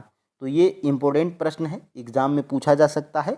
और ये जो गोल घर है फ्रेंड्स ये जो है कि बहुत ही बिहार का दार्शनिक चीज़ है, ठीक है। और ये देखिए पटना स्थित गोल घर का निर्माण किसने करवाया था, क्या वो शेर सूरी ने करवाया था गोल घर का निर्माण, अजात शत्रु, कैप्टन जॉन गोल्डस्टीन गोल्डस्टीन और उपर्युक्त में से एक से अधिक। तो फ्रेंड्स ये जो पटना स्थित जो गोल घर है ये जो है कि कैप्टन जॉन गोल्डस्टीन के द्वारा बनाया गया था, ठीक है। तो ऑप्शन नंबर फ्रेंड्स यहाँ से सी बिल्कुल राइट आंसर हो जाएगा। और ये आपको जो है कि बिहार एससीईआरटी में देखिए दिया गया है, गोल घर का यहाँ पे चित्र भी दर्शाया गया है। देखिए यहाँ से नीचे, और देखिए उसी जो है कि चित्र के नीचे से देखिए क्या दिया गया है, देखिए मैं यहाँ पे घेर कर रखा हूँ। देखिए गोल घर की गोल दीवारों पर एक सूचना पट्टी लगी है जिसमें गोल घर के संबंध में कई जानकारियां दी गई हैं। उसमें लिखा है कि इसका निर्माण कैप्टन जॉन गोल्डस्टीन ने 1786 में अनाज के सुरक्षित भंडारण के उद्देश्य से करवाया था। तो ये जो है कि आप याद रखिएगा। और ये इसकी जो है कि दीवारें 12 फीट मोटी और 96 फीट ऊंची हैं। ये भी प्रश्न जो है कि बन सकता है, ठीक है। तो स्क्रीनशॉट ले लीजिए। और फ्रेंड्स आगे हम लोग बढ़ते हैं। देखिए रेडियो तरंगे किस परत से परावर्तित होकर पृथ्वी पर वापस लौटती हैं, यानी कि ये जो रेडियो तरंगे होती हैं ये किस परत से परावर्तित होकर पृथ्वी पर वापस लौटती हैं। तो 13 का जो है कि राइट आंसर क्या क्षोभ मंडल होगा, आयन मंडल होगा, कि समताप मंडल होगा, कि उपर्युक्त में से एक से अधिक, कि उपर्युक्त में से कोई नहीं। तो फ्रेंड्स ये जो रेडियो तरंगे हैं ये जो है कि आपका आयन मंडल से परावर्तित होकर पृथ्वी पर लौटती हैं। तो आपका ऑप्शन नंबर क्या राइट आंसर हो जाएगा, ऑप्शन नंबर बी आपका जो है कि राइट आंसर हो जाएगा, ठीक है। अब देखिए आगे हम लोग बढ़ते हैं और यहाँ से देख लेते हैं। देखिए मध्य मंडल, ठीक है, मध्य मंडल, और यह मंडल अंतरिक्ष से आने वाले, यहाँ से उल्का पिंड, देखिए यहाँ से देखिए पृथ्वी, ये देखिए आयन मंडल और इसको वाह्य मंडल भी हम लोग कहते हैं, ठीक है। देखिए पृथ्वी से प्रसारित रेडियो तरंगे इसी परत से परावर्तित होकर पृथ्वी पर आती हैं। तो ये बस आपका यहीं से प्रश्न आपका बनाया गया था। और आगे हम लोग बढ़ते हैं। देख लेते हैं और प्रश्न, कौन सा मंडल अंतरिक्ष से आने वाले उल्का पिंडों से हमारी रक्षा करता है। अभी जो मैं प्रश्न ऊपर पढ़ रहा था ये जो है कि वहीं से बनाया गया। देखिए, कौन सा मंडल अंतरिक्ष से आने वाले उल्का पिंडों से हमारी रक्षा करता है। तो ये फ्रेंड्स आपका जो है कि मध्य मंडल है। ये मध्य मंडल जो है कि जो अंतरिक्ष से जो उल्का पिंड आते हैं उनसे हमारी रक्षा करता है। तो ऑप्शन नंबर फ्रेंड्स यहाँ से सी हमारा बिल्कुल राइट आंसर हो जाएगा। और ये प्रश्न जो है कि आपका यहीं से बनाया गया है। देखिए, एक तो आपका ये था कि ये आयन मंडल जो है कि पृथ्वी से प्रसारित रेडियो तरंगे इसी परत से परावर्तित होकर पृथ्वी पर आती हैं।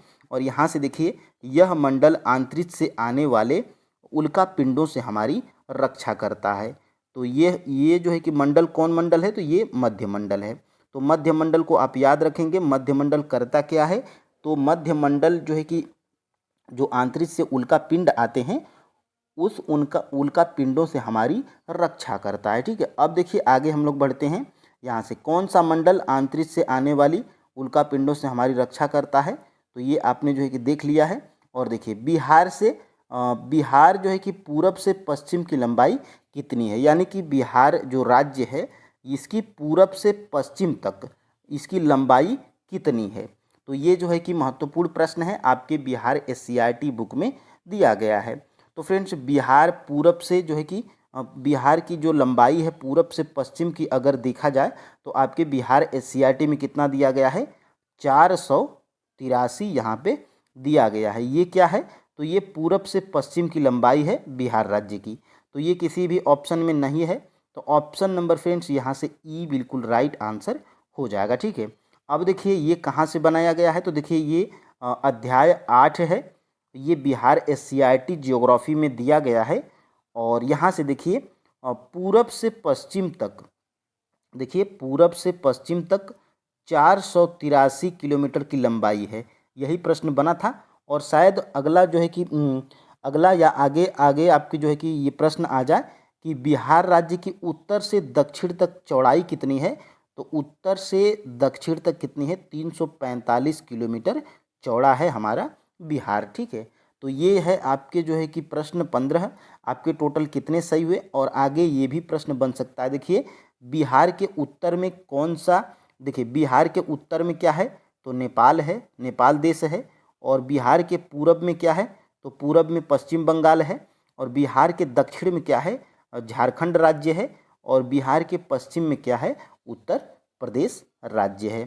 तो ये जो है कि फैक्ट। देखिए फ्रेंड्स, पहला हमारा प्रश्न क्या है, तो पहला हमारा प्रश्न है फ्रेंड्स जो कि ये देखिए TRE 3.0 री एग्ज़ाम PRT में ये प्रश्न आपका पूछा गया था, जो कि बिहार SCERT ज्योग्राफी में ये आपका प्रश्न दिया गया है। देखिए, ग्रीनविच मध्य समय GMT से भारतीय मानक समय IST कितना आगे है।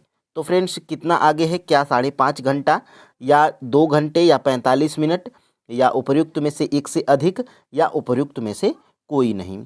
तो फ्रेंड्स देखिएगा, ये जो है कि आपका ग्रीनविच मध्य समय GMT से भारतीय मानक समय IST ये जो है कि आपका 5.5 घंटा आगे है।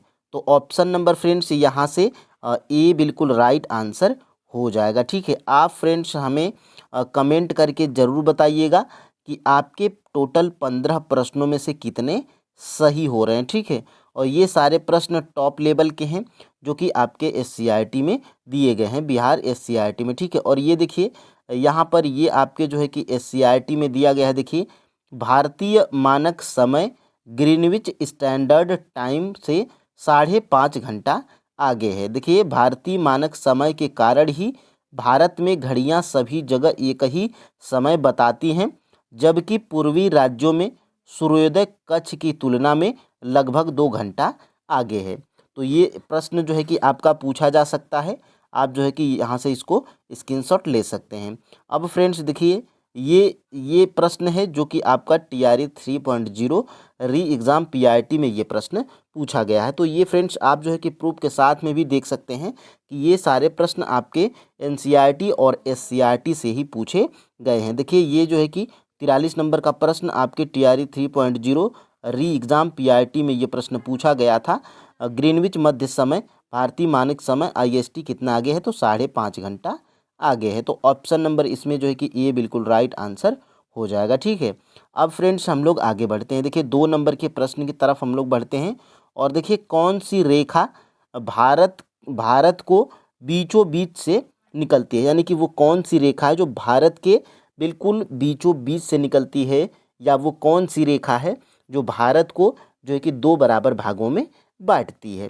क्या वो मकर रेखा है, क्या वो 23.5 अंश उत्तरी अक्षांश वो रेखा है, या कर्क रेखा है, या उपर्युक्त में से एक से अधिक, या उपर्युक्त में से कोई नहीं। तो फ्रेंड्स ये जो है कि ये है आपका जो है कि इसका राइट आंसर क्या है, तो इसका right answer friends option number D है। देखिए फ्रेंड्स ऑप्शन नंबर डी का मतलब ये है कि ये जो कर्क रेखा है ये भारत को जो है कि 2 बराबर भागों में बांटती है या बीचों बीच से निकलती है, तो ये भी सही है। और ये 23.5 अंश यानी कि 23.5 अंश उत्तरी अक्षांश, इसी को जो है कि हम लोग कर्क रेखा भी कहते हैं। तो ऑप्शन नंबर बी और ऑप्शन नंबर जो है कि सी, ये दोनों जो है कि सेम है। ठीक है, तो ये आपका जो है कि उपयुक्त में से एक से अधिक राइट आंसर हो जाएगा। यहाँ पर देखिए मैं यहाँ पर हाईलाइट भी किया हूँ। देखिए कर्क रेखा 23.5 अंश उत्तरी अक्षांश भारत के बीचों बीच से गुजरती है और इसे लगभग 2 बराबर भागों में बांटती है। तो फ्रेंड्स आप जो है कि इन सभी चीज़ों का अगर आप स्क्रीनशॉट ले लेंगे, तो जब आप बाद में जब आप अपनी प्लेलिस्ट मतलब आप जब आप उस गैलरी को खोलेंगे स्क्रीनशॉट वाले में, तो आप जो है कि ये जितने भी आज मैं 15 प्रश्नों को करवा रहा हूँ, इन सभी 15 प्रश्नों को आप 1 या 2 मिनट में रिवाइज कर लेंगे। ठीक है, तो आप जो है कि फ्रेंड्स यहाँ से स्क्रीनशॉट ले लीजिएगा। अब फ्रेंड्स हम लोग आगे बढ़ते हैं। देखिए कर्क रेखा भारत के किन राज्यों से नहीं गुजरती है, तो सबसे पहले तो पता होना चाहिए कि कर्क रेखा कितने राज्यों से होकर गुजरती है। तो कर्क रेखा फ्रेंड्स आपको 8 राज्यों से होकर गुजरती है। ठीक है, वो राज्य कौन कौन से हैं, सबसे पहले हम लोग देख लेते हैं कि ये आपका प्रश्न का आंसर क्या है। तो कर्क रेखा भारत के किन राज्यों से नहीं गुजरती है। ठीक है, तो ऑप्शन नंबर फ्रेंड्स इसका जो है कि राइट आंसर क्या है, उपर्युक्त में से एक से अधिक, इसका जो है कि राइट आंसर है। अब देखिए कैसे राइट आंसर है, तो ये देखिए फ्रेंड्स ये आपका जो है कि प्रश्न है और यहाँ से देखिए कर्क रेखा भारत के कुल 8 राज्यों से होकर गुजरती है, जिसमें गुजरात है, राजस्थान है, मध्य प्रदेश है, छत्तीसगढ़, झारखंड, पश्चिम बंगाल, त्रिपुरा और मिजोरम है। ठीक है, तो यहाँ से फ्रेंड्स ये जो है कि आपका आंसर यहाँ से निकल कर आ जाएगा। ठीक है, तो यहाँ से देखिएगा ये इसमें प्रश्न में क्या पूछा गया था कि कर्क रेखा भारत के किन राज्यों से होकर नहीं गुजरती है, तो बिहार और केरल से नहीं गुजरती है।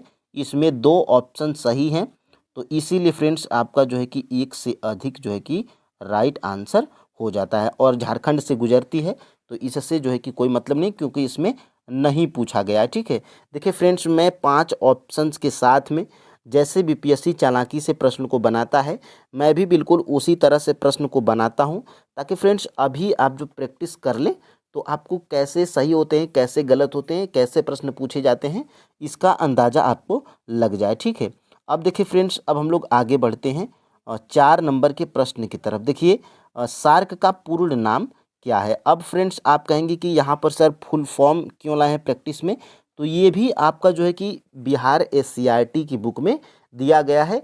क्लास भी बता दें तो क्लास 9th में दिया गया है। ठीक है, और देखिए सार्क का पूर्ण नाम क्या है, तो सार्क का फ्रेंड्स पूर्ण नाम है south Asian association for regional cooperation, ये जो है कि सार्क का पूर्ण नाम है। ऑप्शन नंबर फ्रेंड्स यहाँ से ए बिल्कुल राइट आंसर हो जाएगा। और ये देखिए आपके जो है कि बिहार SCRT के बुक में दिया गया है। सबसे पहले एक और प्रश्न देख लेते हैं, फिर उसके बाद दोनों प्रश्नों को हम लोग देख लेंगे। ठीक है, देखिए निम्नलिखित में से कौन सा देश सार्क का सदस्य नहीं है। देखिए फ्रेंड्स प्रश्न में नहीं है, इसको आपको ध्यान देना है, और एक से अधिक और उपयुक्त में से कोई नहीं, इन सभी तीनों ऑप्शंस को आपको याद रखना होता है। ठीक है, क्योंकि प्रश्न यहीं पे घुमाता है। आसान से प्रश्न को अगर घुमा देगा तो अगर आप जल्दीबाजी करेंगे तो प्रश्न आपके गलत हो जाते हैं। तो इसमें से फ्रेंड्स निम्नलिखित में से कौन सा देश सार्क का सदस्य नहीं है? तो फ्रेंड्स देखिएगा, सार्क का सदस्य जो है कि चीन देश नहीं है, ठीक है, नहीं है। ये जो है कि सार्क देश चीन जो है कि सार्क का सदस्य नहीं है, ठीक है। ऑप्शन नंबर सी यहाँ पर राइट आंसर है। और यहाँ पर देख सकते हैं सबसे पहले जो है कि ये आपका सार्क का फुल फॉर्म दिया गया है, south Asian association for regional cooperation. ये फुल फॉर्म आप याद रखिएगा, प्रश्न यहाँ से भी बन जाता है। और देखिए सार्क के निम्नलिखित सदस्य हैं, तो इसमें भारत है, पाकिस्तान है, बांग्लादेश है, श्रीलंका है, नेपाल है, भूटान है, मालदीव है और अफगानिस्तान। ये सभी सार्क के सदस्य हैं। तो यहीं से जो है कि आपका प्रश्न जो है कि यहाँ पर बनाया गया था। और यहाँ पे इसमें से जो है कि नेपाल और बांग्लादेश सार्क के सदस्य हैं, सदस्य यहाँ पे हैं, और ये जो है कि नहीं है, ठीक है। तो ये भी आप जो है कि इसको याद रखिएगा। अब फ्रेंड्स हम लोग आगे बढ़ते हैं। देखिए यहाँ से, नेपाल में कोसी तटबंध के टूट जाने से कब उत्तरी बिहार में भयंकर बाढ़ आई थी? देखिए फ्रेंड्स, चक्रवात हो, जो है कि तूफान हो, बाढ़ हो, जहाँ पर भी ये भयंकर जो है कि आया गया है, तो उस तिथि को और उस राज्य को आपको याद रखना पड़ता है। और इसका जिक्र जो है कि आपके जैसे बुर्ज में जो आया था चक्रवाती तूफान, तो उसके बारे में भी आपके एनसीईआरटी में दिया गया है, जो 2001 में आया था। तो ये फ्रेंड्स आपका जो है कि देखिए, नेपाल में कोसी तटबंध के टूट जाने से कब उत्तरी बिहार में भयंकर बाढ़ आई थी, जहां पर फ्रेंड्स अपार जनधन की क्षति हुई थी। तो ऑप्शन नंबर फ्रेंड्स यहाँ से इसका जो है कि राइट आंसर क्या है? 18 अगस्त 2008 को नेपाल में कोसी तटबंध के टूट जाने से उत्तरी बिहार में भयंकर बाढ़ आई थी। तो ऑप्शन नंबर फ्रेंड्स यहाँ से बी बिल्कुल राइट आंसर है। और इस तिथि को आपको याद इसलिए रखना है क्योंकि ये आपके एससीईआरटी, बिहार के एससीईआरटी बुक में दिया गया है। देखिए यहाँ से 7वां प्रश्न हमारा क्या है? क्षेत्रफल की दृष्टि से ब्राज़ील, याद रखिएगा फ्रेंड्स, क्षेत्रफल की दृष्टि से ब्राज़ील का विश्व के देशों में कौन सा स्थान है? क्या पहला स्थान है, तीसरा स्थान है, कि 5वां स्थान है, कि उपर्युक्त में से कोई नहीं, या उपर्युक्त में से एक से अधिक? तो फ्रेंड्स बात करेंगे कि क्षेत्रफल की दृष्टि से, तो क्षेत्रफल की दृष्टि से ब्राज़ील का फ्रेंड्स यहाँ पर 5वां स्थान है, ठीक है, 5वां स्थान है। ऑप्शन नंबर यहाँ से कौन सा सही हो रहा है? तो ऑप्शन नंबर फ्रेंड्स यहाँ से जो है कि सी बिल्कुल राइट आंसर हो रहा है, ठीक है। और ये देखिए दोनों प्रश्न आपके जो है कि बिहार एससीईआरटी के बुक में दिया गया है। यहाँ पर सबसे पहले हम लोग इस प्रश्न को देख लेते हैं। ये वाला प्रश्न मैंने नहीं दिखाया था। 18 अगस्त नेपाल में कोसी तटबंध के टूट जाने से कब उत्तरी बिहार में भयंकर बाढ़ आई थी? तो 18 अगस्त 2008 को। और ये जो है कि तिथि आपको इसलिए याद रखनी है क्योंकि देखिए यहाँ पर आपके एससीईआरटी बुक में दिया गया है। देखिए कोसी नदी, जिसे बिहार का शोक कहा जाता है, इसका जो है कि उद्गम नेपाल में है, ठीक है। दोनों देशों में कोसी नदी पर एक संयुक्त परियोजना विकसित हुई है, जिसके कारण पारस्परिक सहयोग एवं मैत्री भावना को बल मिला है। और देखिए नेपाल में कोसी तटबंध के टूट जाने से 18 अगस्त 2008 को उत्तरी बिहार में भयंकर बाढ़ आई थी। तो ये फ्रेंड्स आपको तिथि याद रखनी है क्योंकि आपके बिहार एससीईआरटी में बुक में दिया गया है, तो ये प्रश्न आपका पूछा जा सकता है, ठीक है। और ये आपको याद रखना है। और यहाँ से क्षेत्रफल की दृष्टि से ब्राज़ील का स्थान जो है कि 5वां है, option number C right answer है। और एक और प्रश्न यहाँ पे देख लेते हैं, भारत का क्षेत्रफल संसार के क्षेत्रफल का कितना प्रतिशत है? तो फ्रेंड्स देखिएगा, ये जो है कि भारत का क्षेत्रफल जो है कि संसार के क्षेत्रफल का कितना प्रतिशत है? तो ये फ्रेंड्स जो भारत का क्षेत्रफल है, ये कुल जो है कि संसार के क्षेत्रफल का कितना प्रतिशत है? तो 2 जो है कि 2.4% है, ठीक है। तो ये आपको याद रखना है, 2.4% किसी भी ऑप्शन में नहीं है। तो यहाँ पर उपर्युक्त में से कोई नहीं जो है कि आपका राइट आंसर हो जाएगा, ठीक है। तो याद रखिएगा। और देखिए ये दोनों प्रश्न जो है कि यहाँ से बनाया गया है। तो सबसे पहले भारत का क्षेत्रफल कितना है? तो 32.8 लाख वर्ग किलोमीटर है, जो विश्व के कुल भौगोलिक क्षेत्रफल का कितना है। तो देखिए एग्जैक्ट डाटा यहाँ पर दिया गया है 2.4%। ठीक है, तो ये 2.4% आप याद रखिएगा। और देखिए क्षेत्रफल की दृष्टि से जो है कि ब्राज़ील का स्थान यहाँ पे 5वां है, तो ये भी याद रखिएगा। भारत का 7वां है, ये भी याद रखिएगा। और रूस का पहला है, ये भी याद रखिएगा। चीन का तीसरा है, ये भी आप याद रखिएगा। ठीक है, और देखिए फ्रेंड्स स्थल स्थल भारत की जो स्थल सीमा रेखा की कुल लंबाई कितनी है, तो 15,200 किलोमीटर है। ये भी डाटा आपका पूछा जाता है। ठीक है, अब देखिए फ्रेंड्स आगे हम लोग बढ़ते हैं। भारत की नदियों में कौन सी नदी कर्क रेखा को 2 बार पार करती है, या 2 बार काटती है, या 2 बार गुजरती है। ठीक है, तो भारत की नदियों में जो है कि वो कौन सी नदी है जो कर्क रेखा को 2 बार पार करती है या 2 बार काटती है। ठीक है, तो वो है फ्रेंड्स आपकी माही नदी है। ठीक है, माही नदी फ्रेंड्स आपकी वो नदी है जो कर्क रेखा को 2 बराबर भागों में बांटती है, या 2 बार जो है कि पार करती है, या 2 बार काटती है। ठीक है, तो आपका जो है कि राइट आंसर क्या हो जाएगा, ऑप्शन नंबर ई जो है कि राइट आंसर हो जाएगा, उपर्युक्त में से कोई नहीं। ठीक है, तो ये जो है कि आप याद रखिएगा। और फ्रेंड्स हम लोग आगे बढ़ते हैं देखिए 10 नंबर के प्रश्न की तरफ। और देखिए ये जो है कि आपके जो है कि दिया गया, देखिए माही नदी कर्क रेखा को 2 बार पार करती है। तो एग्जैक्ट जो है कि आपके जो है कि बुक में भी दिया गया है, तो ये आप जो है कि याद रखिएगा। ठीक है, अब देखिए फ्रेंड्स आगे हम लोग बढ़ते हैं। भारत में अरुणाचल प्रदेश और कच्छ, ये जो है कि देखिए भारत में अरुणाचल प्रदेश और ये कच्छ कहाँ पर है, तो गुजरात के कच्छ की बात हो रही है। ठीक है, कच्छ के बीच स्थानीय समय में कितना अंतर है। तो देखिए ग्रीनविच समय भारतीय मानक समय रेखा 5.5 घंटा ये आगे है, वो आपको याद रखना ही है। लेकिन फ्रेंड्स ये भी महत्वपूर्ण है, भारत में अरुणाचल प्रदेश और कच्छ के बीच स्थानीय समय में कितने का अंतर है। तो ये जो है कि अंतर फ्रेंड्स 2 घंटे का है। ठीक है, ऑप्शन नंबर यहाँ से जो है कि बी बिल्कुल राइट आंसर हो जाएगा। ठीक है, ये आप आंकड़ा याद रखिएगा क्योंकि आपके जो है कि बुक में भी दिया गया है। देखिए भारत की मानक देशांतर समय रेखा का मान कितना है, यानी कि जो भारत की मानक देशांतर समय रेखा है वो कितना है। क्या 22.5 अंश 30 मिनट है, 81 अंश 30 मिनट है, कि 37 अंश 30 मिनट है, या उपर्युक्त में से एक से अधिक, या उपर्युक्त में से कोई नहीं। तो फ्रेंड्स 11 का राइट आंसर क्या है, ऑप्शन नंबर फ्रेंड्स यहाँ से ए बिल्कुल राइट आंसर है। भारत की मानक देशांतर समय रेखा का मान 82 अंश 30 मिनट है, एग्जैक्ट आप याद रखिएगा। और ये दोनों प्रश्न देखिए कहाँ से बनाए गए हैं फ्रेंड्स, यहाँ से देखिए भारत में अरुणाचल प्रदेश और कच्छ के बीच स्थानीय मान में कितने का अंतर है। भारत में अरुणाचल प्रदेश और कच्छ के बीच स्थानीय मान में देखिए 2 घंटे का अंतर है।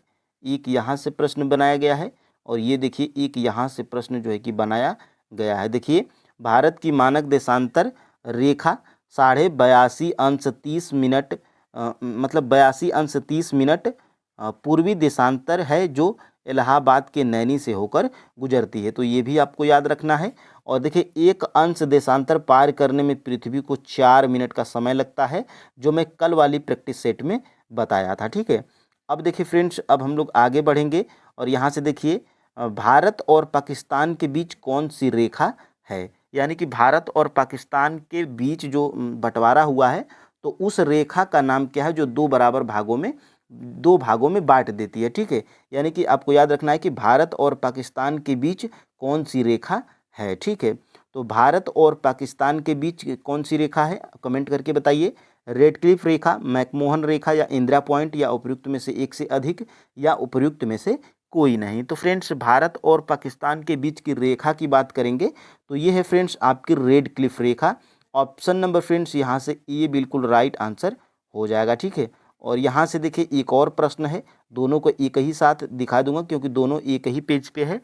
भारत और चीन के बीच रेखा को क्या कहते हैं, यानी कि जो भारत और चीन के बीच की जो रेखा है उसको हम लोग किस नाम से जानते हैं या क्या कहते हैं। ठीक है, तो 13 का जो है कि राइट आंसर क्या है, ऑप्शन नंबर बी मैकमोहन रेखा। ये भारत और जो है कि पाकिस्तान की है, और ये जो है कि किसकी है, तो भारत और चीन की है। तो इसका जो है कि भारत और चीन की बात करेंगे तो ऑप्शन नंबर यहाँ से फ्रेंड्स बी बिल्कुल राइट आंसर हो जाएगा। ठीक है, देखिए आप इसको स्क्रीनशॉट लीजिए। देखिए ये आप स्क्रीनशॉट ले लेंगे तो यहाँ पर जो हाईलाइट वाला चीज़ है, बाकी कुछ नहीं पढ़ना है आपको, जो हाईलाइट वाली चीज़ है देखिए, भारत एवं चीन की सीमा रेखा हिमालय की श्रेणी से होकर गुजरती है। इस सीमा रेखा का नाम क्या है, मैकमोहन रेखा है। ठीक है, तो ये मैकमोहन रेखा है किसकी, भारत और चीन की। और थोड़ा सा अगर नीचे आप इसको भी अगर स्क्रीनशॉट ले लेंगे तो यहाँ से आप जो है कि हाईलाइटेड पॉइंट को यहाँ से नोट डाउन करके या रिवीजन कर लेंगे। भारत और पाकिस्तान के बीच की स्थित सीमा रेखा को रेड क्लिफ लाइन या रेड क्लिफ रेखा हम लोग कहते हैं। ठीक है, तो यहाँ से ये प्रश्न आपका बना था। ठीक है, अब देखिए फ्रेंड्स, भारत का दक्षिणतम बिंदु जो इंदिरा, सबसे पहले तो आपको ये याद रखना है कि जो भारत का दक्षिणतम बिंदु क्या है। तो भारत का दक्षिणतम बिंदु फ्रेंड्स इंदिरा पॉइंट है। तो यही पूछा जा रहा है प्रश्न में कि भारत का जो दक्षिणतम बिंदु है इंदिरा पॉइंट, वो कहाँ पर स्थित है। क्या हिंद महासागर में स्थित है, द्वीपीय पिट्टी में स्थित है, या अंडमान निकोबार द्वीप समूह में स्थित है, या उपयुक्त में से एक से अधिक, या उपयुक्त में से कोई नहीं। तो फ्रेंड्स, जो भारत का दक्षिणतम बिंदु इंदिरा पॉइंट है, ये आपका जो है कि अंडमान निकोबार द्वीप समूह में स्थित है। ऑप्शन नंबर फ्रेंड्स यहाँ से सी बिल्कुल राइट आंसर हो जाएगा। ये इंपॉर्टेंट प्रश्न है। प्रश्न जो है कि आपका ये 9 to 10th में ये ज्योग्राफी में प्रश्न पूछा भी गया था। ठीक है, अब देखिए आगे हम लोग बढ़ते हैं और यहाँ से देखिए ये स्थिति एवं विस्तार में यहाँ पर जब आप जाएंगे तो ये देखिए भारत का दक्षिणतम बिंदु इंदिरा पॉइंट है जो अंडमान निकोबार द्वीप समूह में स्थित है। 23 अंश 30 मिनट उत्तरी अक्षांश कर्क रेखा भारत के बीचों बीच से गुजरती है एवं इसे लगभग 2 बराबर भागों में बांटती है। तो ये यहाँ से प्रश्न आपके बने थे। ठीक है, अब देखिए फ्रेंड्स आगे हम लोग बढ़ते हैं। और भारत में पहली बार संपूर्ण जनगणना कब की गई थी। तो देखिएगा ये यहाँ से 2 प्रश्न बनते हैं। भारत में पहली जनगणना की बात की जाएगी तो वो अलग है, और ये भारत में संपूर्ण जनगणना की बात की जाएगी तो वो अलग है। तो 15 का जो है कि राइट आंसर क्या है, 1872 या 1881 या 2011, या उपयुक्त में से एक से अधिक, या उपयुक्त में से कोई नहीं। तो भारत में जो पहली बार संपूर्ण जनगणना की गई थी, ये संपूर्ण आप याद रखिएगा, संपूर्ण की बात की जाएगी तो आपको क्या याद रखना है, 1881। देखिए ये संपूर्ण जनगणना आपकी जो है कि 1881 में की गई थी। ऑप्शन नंबर फ्रेंड्स बी बिल्कुल राइट आंसर हो जाएगा। और ये पहली जनगणना हुई थी 1872 में। ठीक है, अब देखिए यहाँ से ये जो है कि जनगणना के बारे में आपकी ज्योग्राफी में दिया गया है। देखिए यहाँ से एक निश्चित समयांतराल की आधिकारिक जनगणना को जनगणना कहते हैं। और यहाँ से देखिए भारत में सबसे पहले 1872 में जनगणना की गई थी। तो भारत में सबसे पहले जनगणना 1872, लेकिन सन 1881 में पहली बार संपूर्ण जनगणना की गई थी। उसी समय से प्रत्येक 10 वर्ष पर जनगणना होती है। ठीक है, और 2011 में लास्ट जनगणना हुई थी, और 2011 के बाद 21 में होनी थी लेकिन नहीं हुई। 22 भी क्रॉस, 23 भी क्रॉस, 24 भी क्रॉस, और 25 में देखिए होता है कि नहीं। तो ये आपको याद रखना है कि भारत में सबसे पहले जनगणना 1872, और सन जो है कि 1881 में संपूर्ण जनगणना 1881। ठीक है, तो ये आपको याद रखना है।